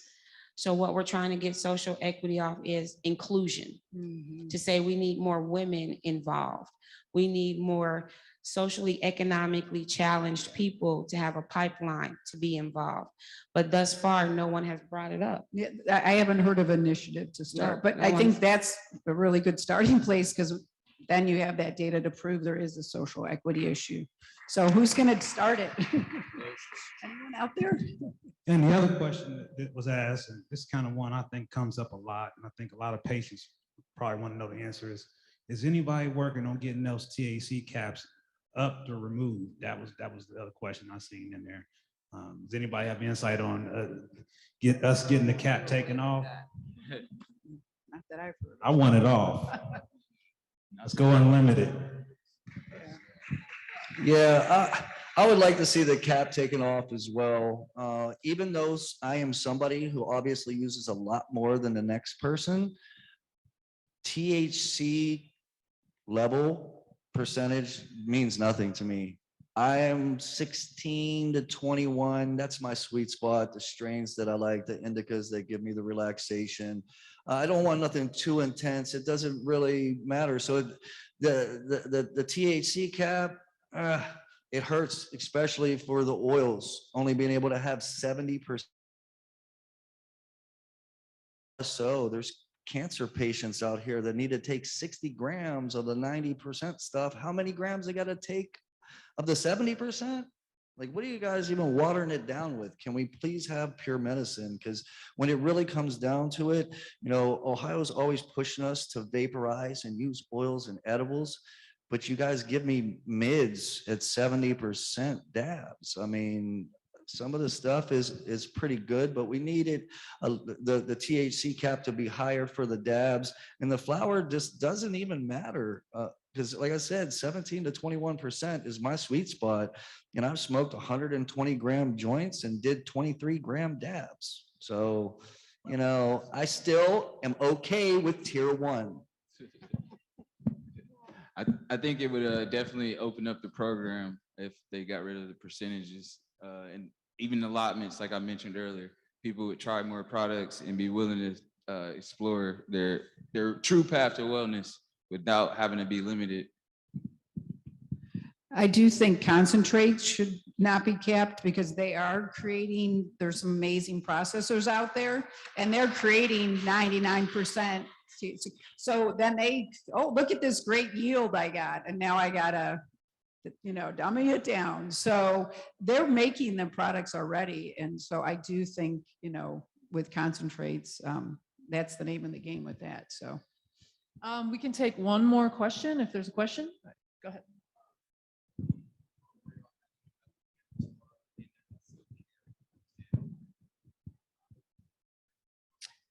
The question was on concealed carry. Can anyone handle that? Don't ask, don't tell. I can go ahead. Don't ask, don't tell. I can kind of dive into that a little bit. I'm a marijuana activist. I try to go through the water with the police so they don't mess with you guys. So when I first started hearing about that, we couldn't have our guns and we couldn't have both licenses, I already had my CCW and then went and got my medical card. So at this time I have both. But, so you can do it, but there's a gray area. When I go back to renew that form, it's gonna ask me if I have used marijuana or any drugs or anything like that. If I say no, I'm lying, knowing that I'm a state registered medical marijuana patient. They're gonna know I'm lying. So they can get you for lying on a federal form. So as far as going that far, I don't know. I've had mine for a few years and they haven't bothered me. If they do, of course, I'll just lawyer up and fight them. But yeah, and that's the thing, people could take Oxycontins, they could take these Roxys, they could take all these other pills that are just obviously impairing your abilities, and even alcohol, but yet marijuana, it just doesn't really make sense in some of the policies. That's why we're up here complaining. We really need to move forward with it. Correct. I don't know anyone fixing it, but it does need change, because if you can go drink alcohol and possess a gun, that's clearly more dangerous.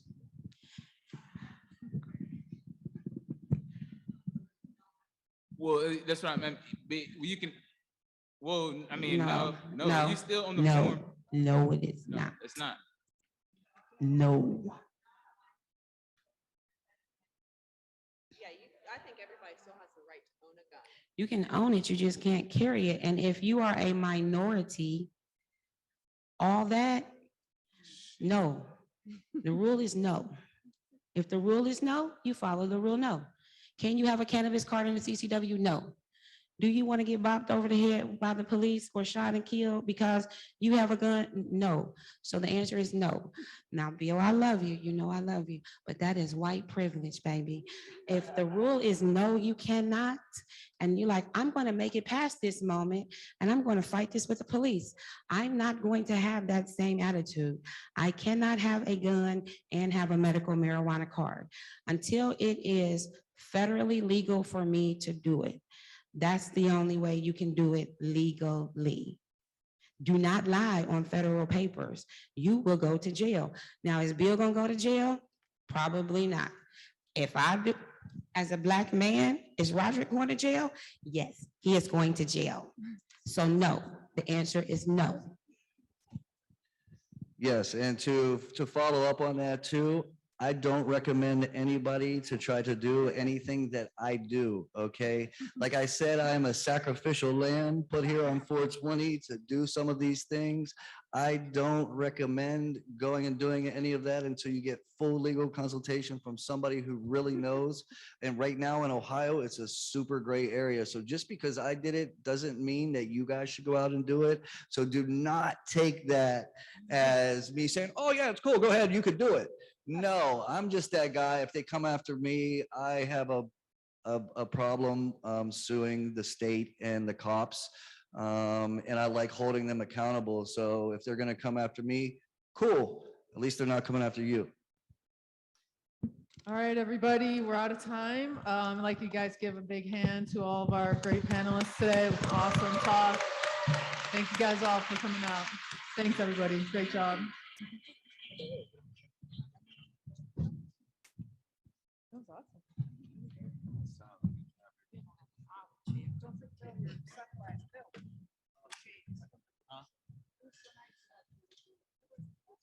All right, guys, I had a couple things that I just wanted to bring up before we leave the panel discussion. There's just a lot of things that we need to work on. Our voices definitely need to be heard. And I appreciate every single person that came into this room, people watching, people liking, sharing on Facebook. It takes us all to really get this done.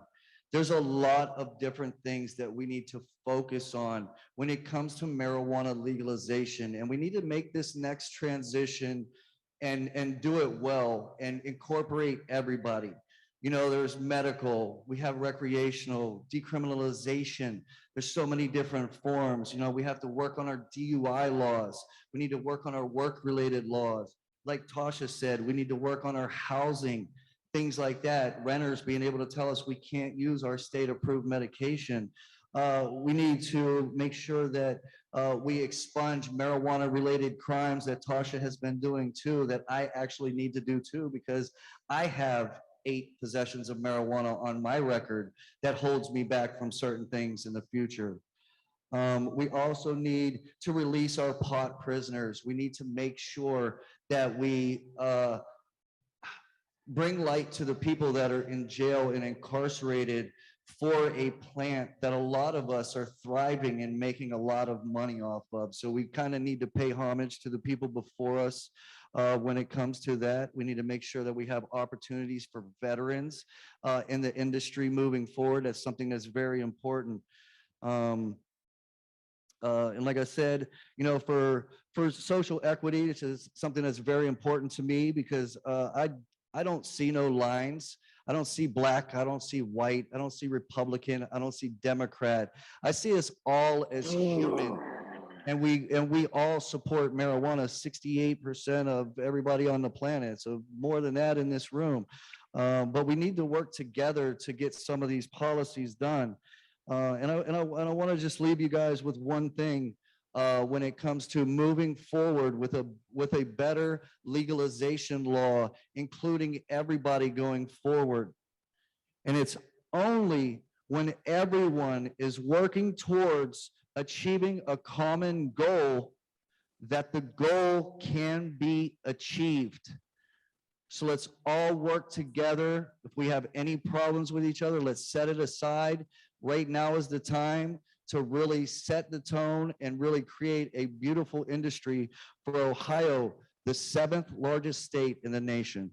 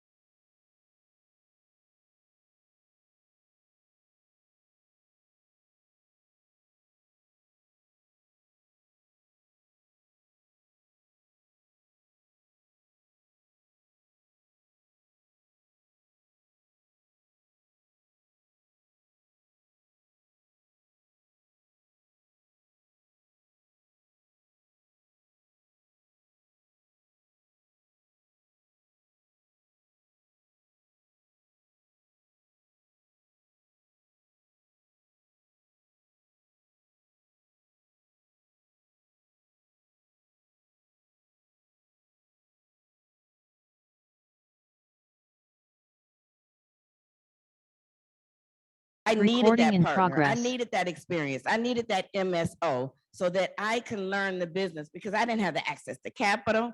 I didn't have the ability to pick up the phone to the governor's office and say, hey, where they did, or at least they thought they did, you know, because some people think they can do that. Wow. As we went through our fight, we went through the regulations. The one thing, well, there's many things, but one of the things that really happened that was really quite interesting. Never submitted anything. As I laid in my It's funny hospital that they bed just because I was all sick went during with this the time, and my death son had to certificate. come here to Ohio with my partner to talk on behalf of me. They said, well, we're going to let you do it, but we're going to spank you on your hand, and we're going to spank you on your hand real clear, and we are going to charge you $500,000. Wow. I am in the economic disadvantaged group. While I have been a successful businesswoman, I own a multi-million-dollar construction company. That's what the company makes. 5 years ago, I was still receiving medical benefits from the welfare system. 5 years ago, I didn't know really how to complete a personal financial statement. 5 years ago, I was one of the 36% of Black folks in the United States that has zero net wealth. But they decided when they wanted to help an economic disadvantaged group, we're going to make you more economically disadvantaged and you're going to pay $500,000. But I see nothing in here. I didn't have the rest of the money to fight that fight. I still have to come up with that $500,000 and borrow a lot of money because in this industry, the interest rate that they put on this industry, whether you're Black and white, is ridiculous. So I know that I have to work hard to pay that $500,000 so that I can get out of the economic disadvantage group. If that isn't an oxymoron, I don't know what is. It's painful. It's from a state that I'm proud to be I'm a proud Ohioan. But what they've told me is, we want to keep holding you down. We think you did something wrong. We are allowing this happen to you, although we passed your application. We vetted you. I was ashamed to walk down the street. I was ashamed to talk to my family. I was ashamed to talk to my friends because they almost convinced me that I did something wrong.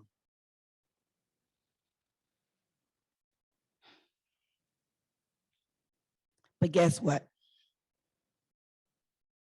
I'm not going to let them stop me. We have persevered. We have opened 3 dispensaries in Columbus, Athens, and Beaver Creek. We have opened a cultivation site in Ironton, Ohio. And we are opening a process right here in Ironton. And it's all because my sunshine, my son, believed that his mother was strong enough to make it happen.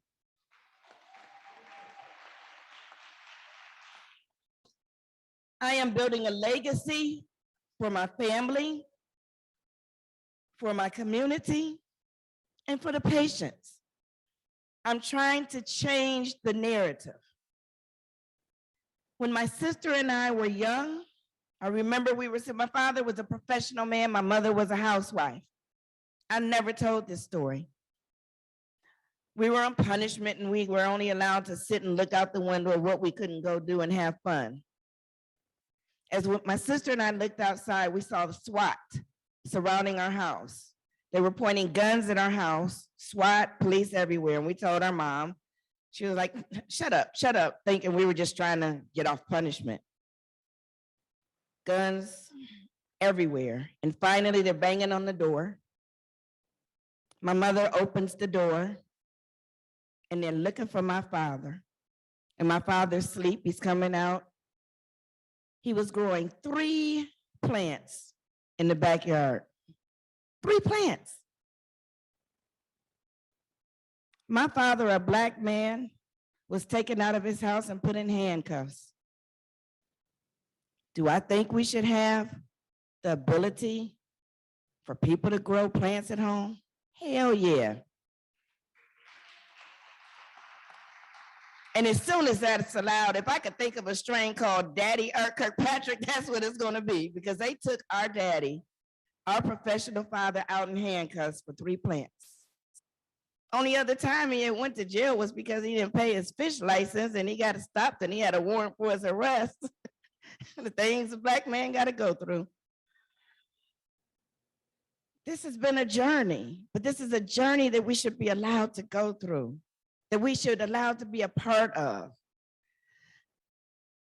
I can't tell you how hard I work, how hard my family works. We built a legacy. I am so proud to say that over 50% of the people that are employed by the harvest industries are minorities and females. Over 50%. Our executive leadership team is 82% Black. My son is I change his title every day. He's the compliance officer, chief technology, I can't even say it. I need to change the title, technology officer, which means he handles the compliance, the strategic plan. My youngest son is the chief financial, the CFO. I paid a lot of money for them to go to college to be able to run this. So not only are they my sons, they're smart and they're running it. My sister is the COO. If anybody met a Monica, she is a bad sister. She is running our company and we are doing awesome things. Kia, she is part of our family. She's the director of marketing. And I know probably all the folks back there because she's marketing and sales. She's also doing buying. She's making herself in a different field. That if I wasn't here, if this Black woman wasn't here, I would not be able to give that young Black female that opportunity. Nicole is our director of HR. I'm missing somebody. No, I am not. No, I don't want to miss my daughter. My daughter is the director of licensing and she's doing a phenomenal job. She would never have gotten this career. And then we have John Oswick, who we like to tease and say he's the diverse part of our team. He's the only Caucasian that's part of our team and he's my little son. So I've adopted him. He's our director of construction. But we run our business. Somebody tell the state of Ohio that it's really me. Somebody tell them, because I really want them to know, or I'm going to continue to stay economically disadvantaged. I just wanted to tell you just a little bit of my story about the regulations that we had to go through, the journey we had to go through, and the issues we had to go through to get here. Anybody can do this. If I can do it, you could do it. We all can do it. I think my son has a little bit of something to say. You have anything to say, Arlene?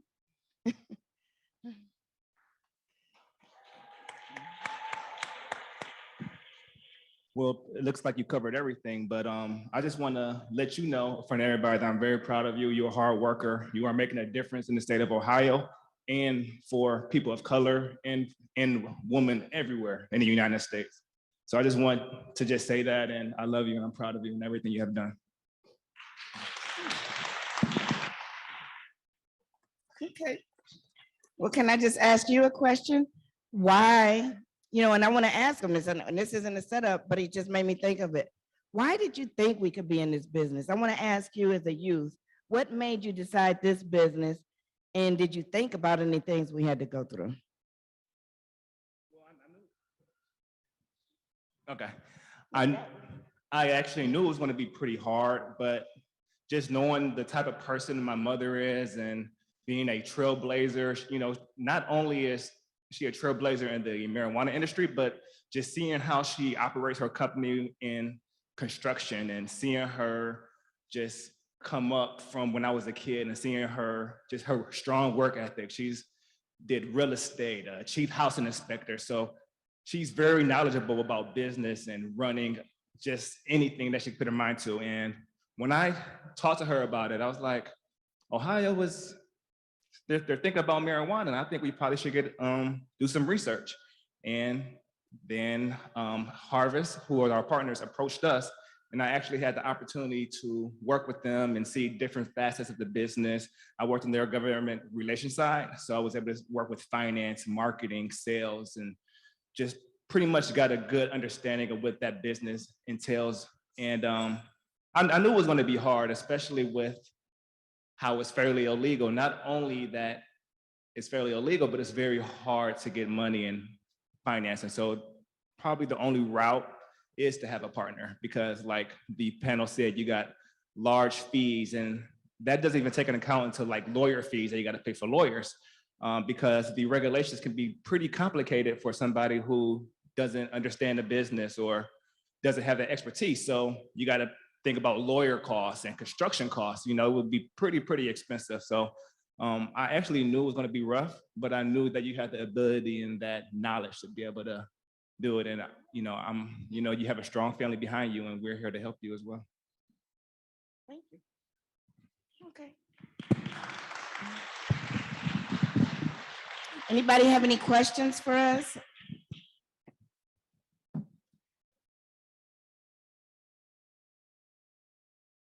Wonderful. Okay. So thank you very much. We appreciate you taking the time to listen to our story. Can I just get up? I can get up?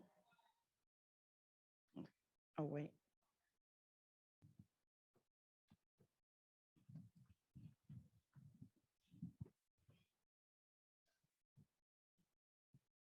Can we give applause to Ms. Kirkpatrick?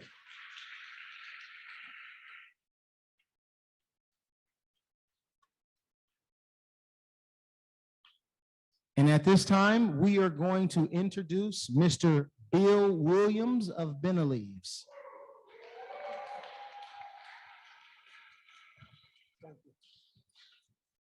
Hello, I'm Bill Williams. I'm with Beneleaves.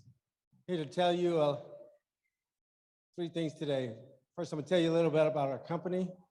I'm going to tell you a little bit about the opportunity in cannabis as I see it. Then I'll tell you what I love about the industry. Right? So, Beneleaves. I'm president of Beneleaves. We're a small friends and family-owned company located right here in Columbus, right over on the hilltop. Actually, I think my colleague Broderick here. Sorry, Broderick. Invited you all for a tour. We'd love to have you come through and take a look and see our facility. We're very proud of what we built. We're very proud of what we're doing, and we love to share it with you all. So please, if you have a chance, come through and see us. So we make vape pens, we make gummies, we make capsules, all the usual suspects and items. It's good, we like it. We're a standalone processor, so we're we mentioned it. We're competing against those big guys that we all mentioned about. So I can share the experience with you, and we love to share what we've done with all of you. The opportunity, as I see it, there's no better time to get into this business. There's absolutely no better time to get in this industry. It's a brand new industry. I used to sell canned vegetables before this, and we would compete against, say, bush baked beans, whatnot. Bush baked beans, they've been around probably 120 years. And you would talk to people, and one guy was working on a machinery. He's been doing it 30 years, 45 years. In this industry, you talk to people, even the experts in the industry, they've only been doing it 5 years max. Most people, they barely were in this 2 years ago. So they say in this business, 6 months is like 2 years in every other industry.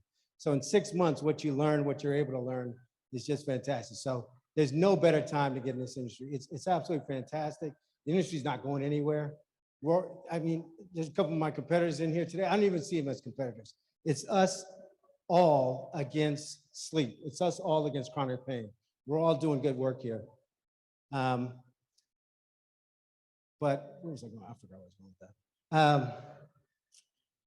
that. It's just the industry's not going anywhere. The products we're putting out, they actually work.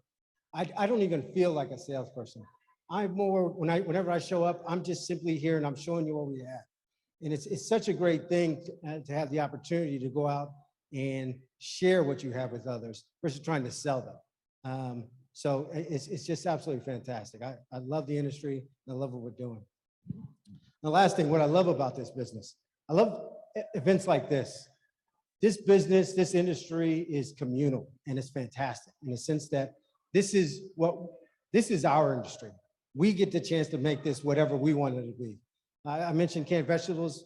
You get into the canned vegetable business right now, good luck. You know, to compete against bush baked beans, I wish you the best of luck. That's a real tall mountain to climb. But this here, it's so new. There's nothing but opportunities. So I say welcome to all, absolutely welcome to all. It's events like this where we all get a chance to come together and talk and share and learn from one another. That's the real one, learn from one another. I love the fact that we're all open and that we're willing to share with each other. So I absolutely love this industry. I'm proud to be a part of it. I'm proud to be working with all of you. Thank you, Anthony, and to his team for putting this event on. I hope we do this next year. And I hope all of you are sitting around this table with booths in the back, with your own brands, with your flour, with your items that you're selling. I want you all to be a part of this thing. You know, come along with us. So, all right. Thank you.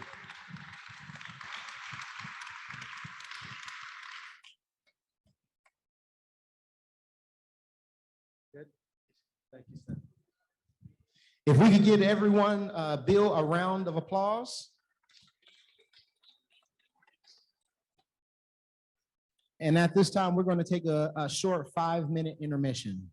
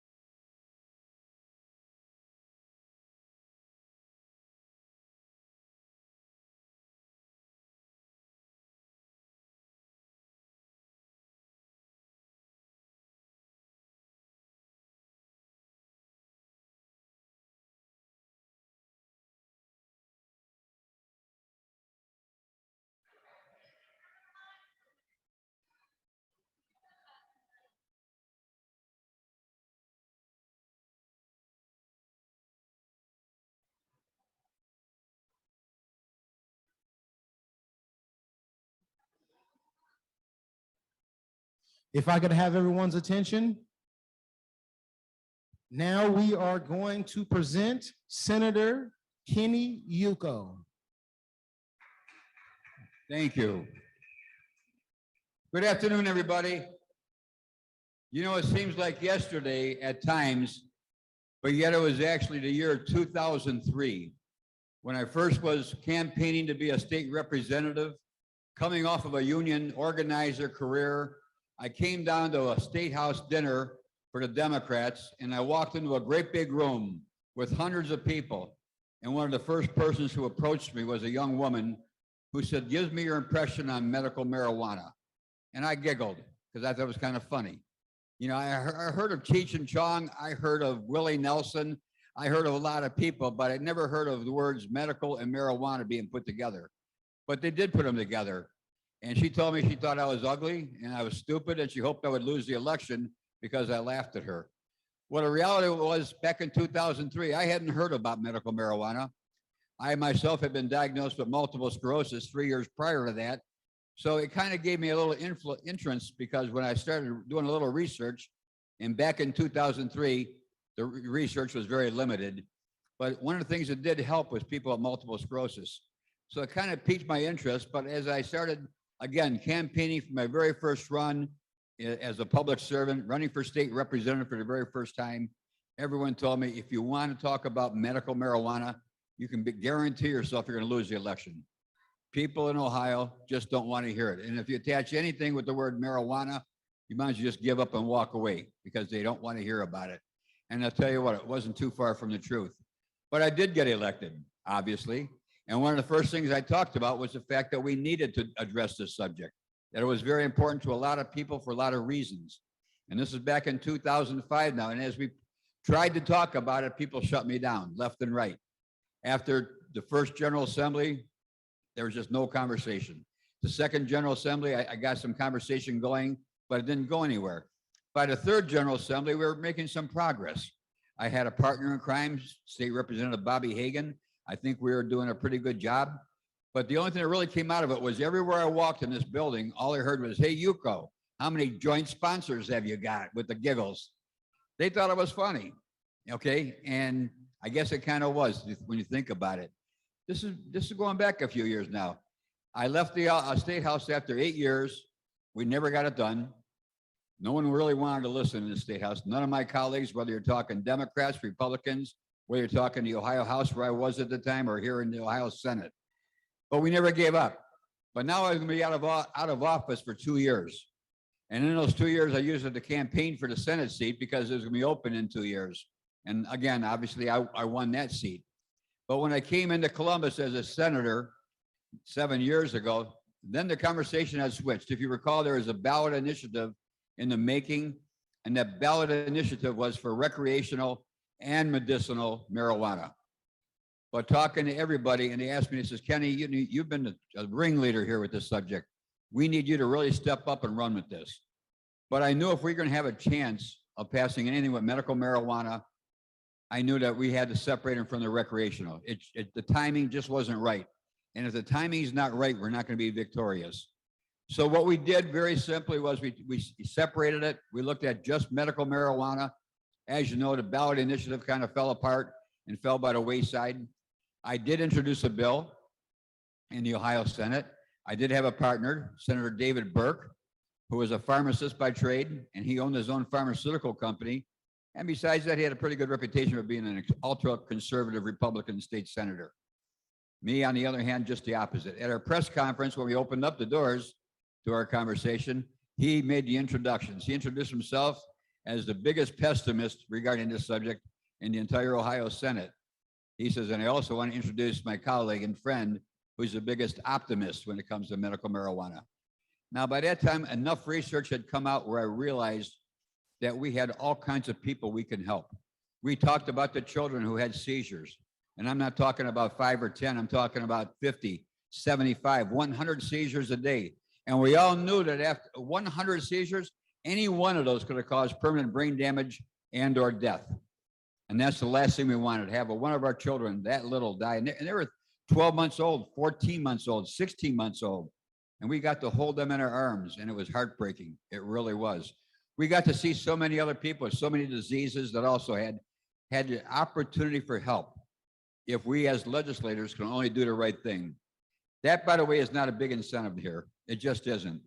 You know, no matter how much you try to prove to people that medical cannabis is the real deal, and you think about it, you take a little plant and you grow it and you treat it and you process it, and you can be a game changer. Not only for those babies I was talking about, our veterans with PTSD, with our senior citizens suffering from cancer and from so many other diseases. You know, it's heartbreaking right now when I see how far we've come, but yet we still can't get the autism spectrum included. And back, you know, I'm 71 years old. Back when I was in school in the 50s, we always had that one little kid in class that ran around. No, it wasn't me, just in case you're thinking it. But we always had that one little kid who always ran around and disrupted the class. And he was just always crazy little Johnny to us. Every class had one. Now we realize that crazy little Johnny isn't so crazy after all. He's got autism.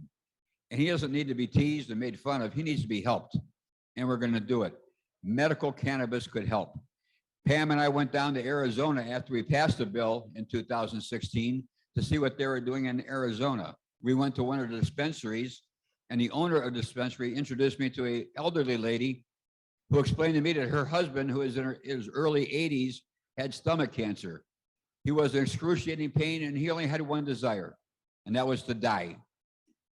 But she said his daughter turned him on to a medical cannabis product. She said, there's one problem. Your father will never, never, never agree to taking anything with the word cannabis in it. So you can just forget about it. Kiss that idea goodbye. So she said, I didn't tell him. When he was really in pain one day, I made him and I told him, honey, this is my special coffee, and we're going to help you. And he drank that coffee, and for the first time in a long time, he felt better. She said, in fact, I almost cried when he told me he wanted something to eat, because that's something that was never in his vocabulary for almost an entire year at that time. And she said, now, even though every now and then he'll say, honey, I need a cup of that special coffee you make because I'm not feeling too good, and she'll make it. She said, I can never, ever, ever tell him that there's medical cannabis in it. She said, because sure as hell he'll throw it at me, because if it's cannabis, it's no good. And he's old school and he's not going to take it. These are the stories we got to hear. Tim and I, we did three-city tour. We started out at Cleveland State University.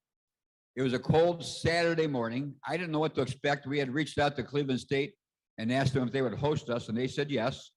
We walked into a great big room, and he had 200 chairs set it up. And I thought, okay, this is great. Well, who in the heck's going to sit in 200 chairs? You know, I'm hoping we get 20 people. I had no idea what to expect. Well, a half hour before we started, every chair was filled. So we went back to Cleveland State and they said, hey, listen, we can put 200 more chairs up right behind it. We got plenty of room. And before we started again, I think we only had a handful of chairs that were empty here and there. So they said, let us set up another 100 chairs. And we started filling all those chairs up. And we thought we might be there till lunchtime. We started at 8:30. We didn't leave that day till after 5:30, 6 o'clock. And it was steady. Senator Burke and I sat at a table much like this. We had flags on both sides. We had microphones on both sides. And just as you do in a hearing room here in the State House, people came by and they testified. They told us their stories. They brought us their children. They brought them in strollers, in wheelchairs, in baby buggies, and everything else like that. What we saw was absolutely heartbreaking. We listened to mothers sit there and pour their heart out and pour their eyes out as they cried through their entire testimony. We heard one story after another, after another, after another. We went to the University of Cincinnati a week later, and it was the same thing. We went to the University of Toledo the week after that, it was the same thing. And I was there when I noticed that an ex-colleague of mine from the Ohio House, and I'll mention his name, he used to be a senator, he was a state representative, Lynn Watchman. Lynn and I didn't agree on too many things in life. We just didn't. And when I saw him at the start of the program, walk in the back door, when the back door's open, I can see him standing there. I thought, what in the heck does he want? And he sat there for about 7.5 hours that day, listening to people testify. And I was just amazed at his persistence to hang on that long. And then I found out when we announced that we only had 3 more people to testify and we would be done for the day. And the third last person was his niece, who talked about her son having seizures after seizure after seizure. And she begged us to please have medical cannabis for her family and for so many others like him. Senator Burke and I, we had crowds in our office every week, lined up, sometimes 10, 12 groups at a time wanting to come by and speak to us. Mary Jane's been there many times in her office. She knows what I'm talking about. And it was nice because everyone shared a different story with us and everything was a little bit different. We heard stories, people with lupus who went to other states and got the medical cannabis. And for the first time, they were walking without the aids of a cane or a crutch or a walker, and how nice that was. We constantly heard those stories. So we knew we were on the right track, but yet at the end of the day, when we finally passed that bill, and there was nobody happier than me that day, I knew for a fact that we were on the right track. But what happened after that? We passed the bill, we were on cloud nine, and then the Governor Kasich announced that he would appoint the special commission to write the rules and the regulations for medical cannabis. And what did he do? He took a simple plant that we could grow it in our homes if they let us, as you know, and we can take care of our families, ourselves, our neighbors, people in need, and be a game changer. It's a quality of life issue. It shouldn't be about making certain people millionaires, but it quickly turned into that, including the state of Ohio. The fees for applications, the non-refundable fees for application, I might add, were astronomical. And what happens when you have that, you knock so many good people out of the box who are in it for the right reasons because they just simply want to help people. Nothing on beyond that. Other people are in it just for the money, which is absolutely the wrong reason why you should be in this business. Takes away from some of the excitement of what we passed. And then came the excitement, the news. First of all, he waited 10 days to sign the damn bill. Then he said, by the time he signed it, he said, we're going to need, we had 90 days then before it went into effect. Then he said, we need at least 2 years. 2 years to get this program up and running. We could have had it up and running. You and I could have had it up and running in 9 months or less. Am I right? Well, damn it, where were you then? I needed you. But he said, no. He said, we need 2 years.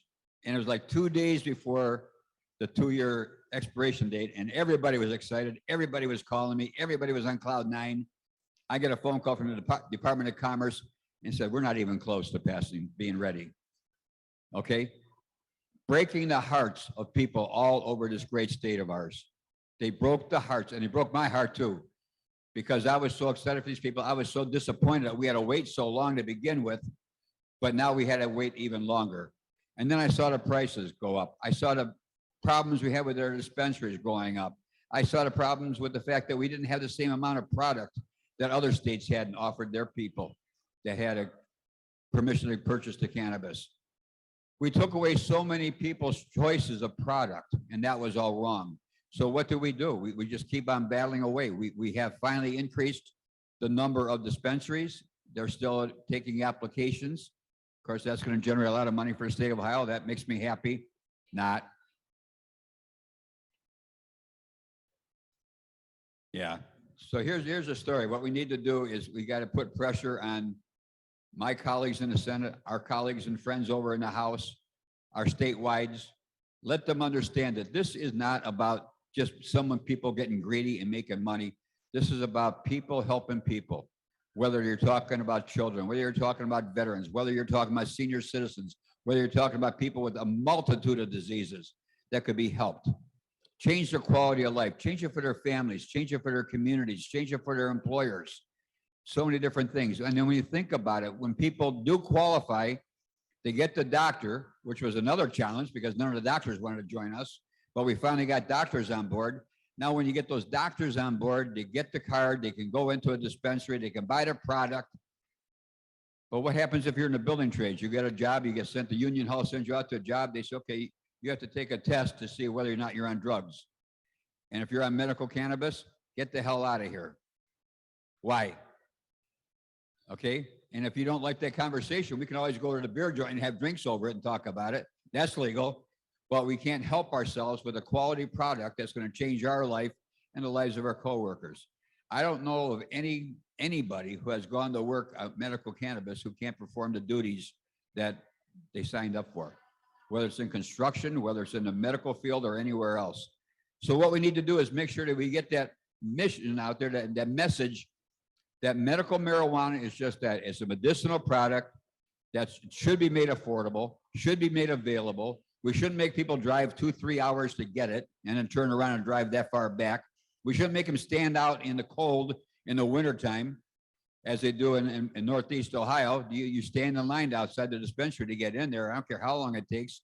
If you're hurting, you're suffering, you got PTSD, you got cancer, you got small kids, you're a single mom, you got the baby in the car, you don't bring that baby out in freezing cold temperatures. Why can't we just call it in, drive up, and have someone run it out to your car for you? It's that simple. You know, if we use our head, take the common sense approach and treat this as just as it was designed to, just as our intent has always been and always will be, and that's to change the quality of life of those who need us the most. And if we can do that, we will have accomplished our mission. So meanwhile, we're going to continue to fight like hell for this. What's the upside of this now too? Look at our prisons. During the COVID, we realized that our prisons are overcrowded. And something, as I told you, when I was transitioning from being a union leader to a politician, and I looked at all the things that we did in Ohio, why and where, I said, okay, here's I see a problem. What we do in Ohio is we legislate by zip code. We educate by zip code, and we incarcerate by zip code. So I represent East Cleveland, Ohio, a very, very, very poor community, probably 90% African-American. Our schools are falling apart. Our homes are falling apart. Our businesses have already fell apart. The roads are in terrible condition. The schools were taken over by the state recently, so you know what kind of situation they're in. And it just kept on getting worse and worse and worse. We don't prepare our young Black males the opportunity to move forward and get out of that doldrum and move it forward and make progress. We prepare them for life behind bars, because that's all it comes down to. And this has got to stop. That type of mentality has got to stop. We got to give everybody a fair chance. By changing the laws with cannabis, we can do just that. We can eliminate a lot of people that are currently incarcerated. We can change the sentencing guidelines through our judicial system so that everybody doesn't look at these folks and say, okay, this is really a bad guy. They're really not. They're really not. We can make a game changer with that. We can turn the world around when you think about the economic development opportunities we have with cannabis, with hemp, and other products that people, again, don't understand, and they don't care to learn about it either. They're going to have their preconceived notions and ideas that are sometimes 50, 60, 70 years old, and they're going to live with them, and they're going to fly and die with them. And meanwhile, who else is dying? Our children, our veterans, and our seniors, and we need to stop this. So how do we do this? Again, it's days like this, advocates like you. I applaud the living hell out of you for being here today. I admire your determination. I thank you for all that you do. You guys are the most important people we have here in the state of Ohio. You are the foot soldiers that are going to win this war. Without you and all your efforts, your determination, your confidence that we can win this one day, we don't have a chance. We don't have a chance. But I tell you what, I like our odds when I look around this room and I see who's on our side. And again, I thank you for being here. I thank you for all that you do. God bless you. Never give up. Keep fighting. We're going to win this battle one day, one way or the other. Thank you for being here today. Mr. Tim? Thank you, sir. Thank you again.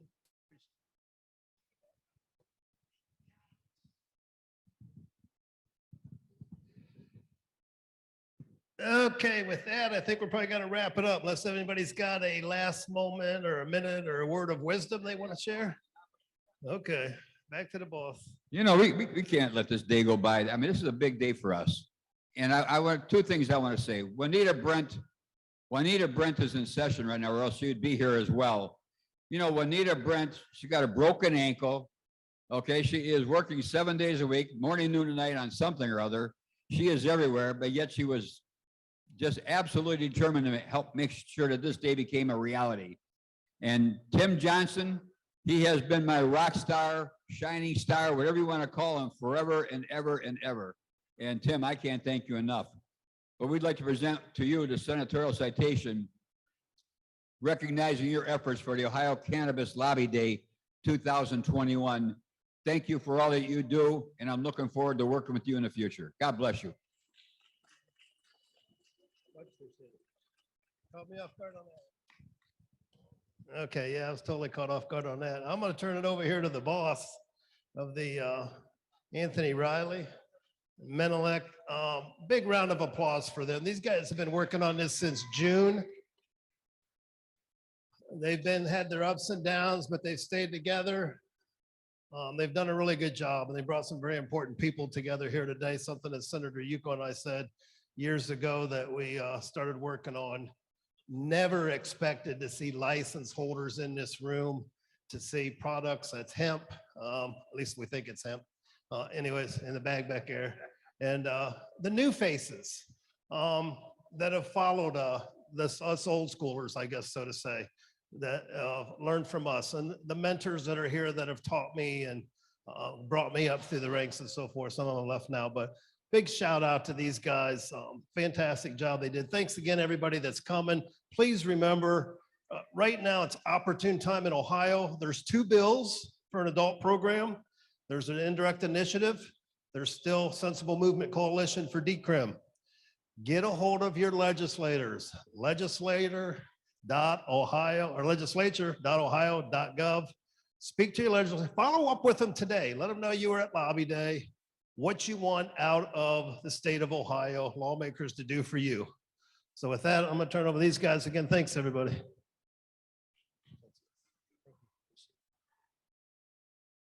So we just want to thank everybody for coming out and participating in this Cannabis Lobby Day with us. We want to give a couple people a shout out. We want to give Tim Johnson a shout out. We want to give Broderick a shout out. Christina from Galena's. This event would not be possible without the volunteers that we've had today. Without you guys taking a chance and believing in the community, believing in changing laws and creating new ones. And that is the point of us being here today. The point of us being here is being in service to people, making sure that we are putting people before paper, before money.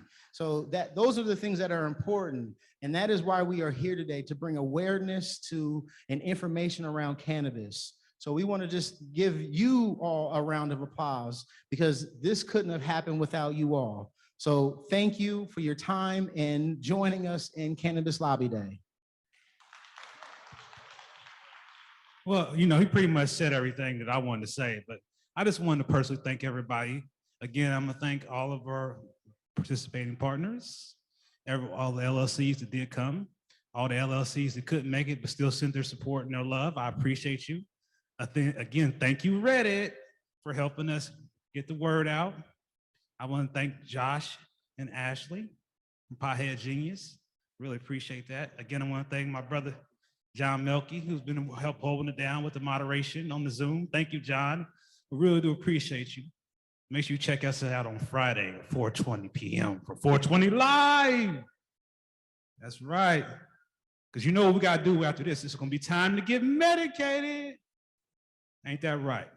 So again, I really appreciate y'all being here. Make sure that you pack your stuff up before 4 o'clock, because you don't want them to come put us out. So I do appreciate that. If you need help with getting your stuff out, make sure you talk to the security to get your stuff unloaded at the loading dock, wherever that's at in the garage. I couldn't find it.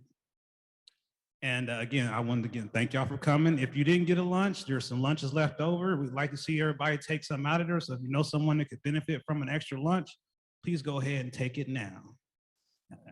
After that, I'll see you guys on Friday at 4:20 p.m. Peace. Thanks, everybody.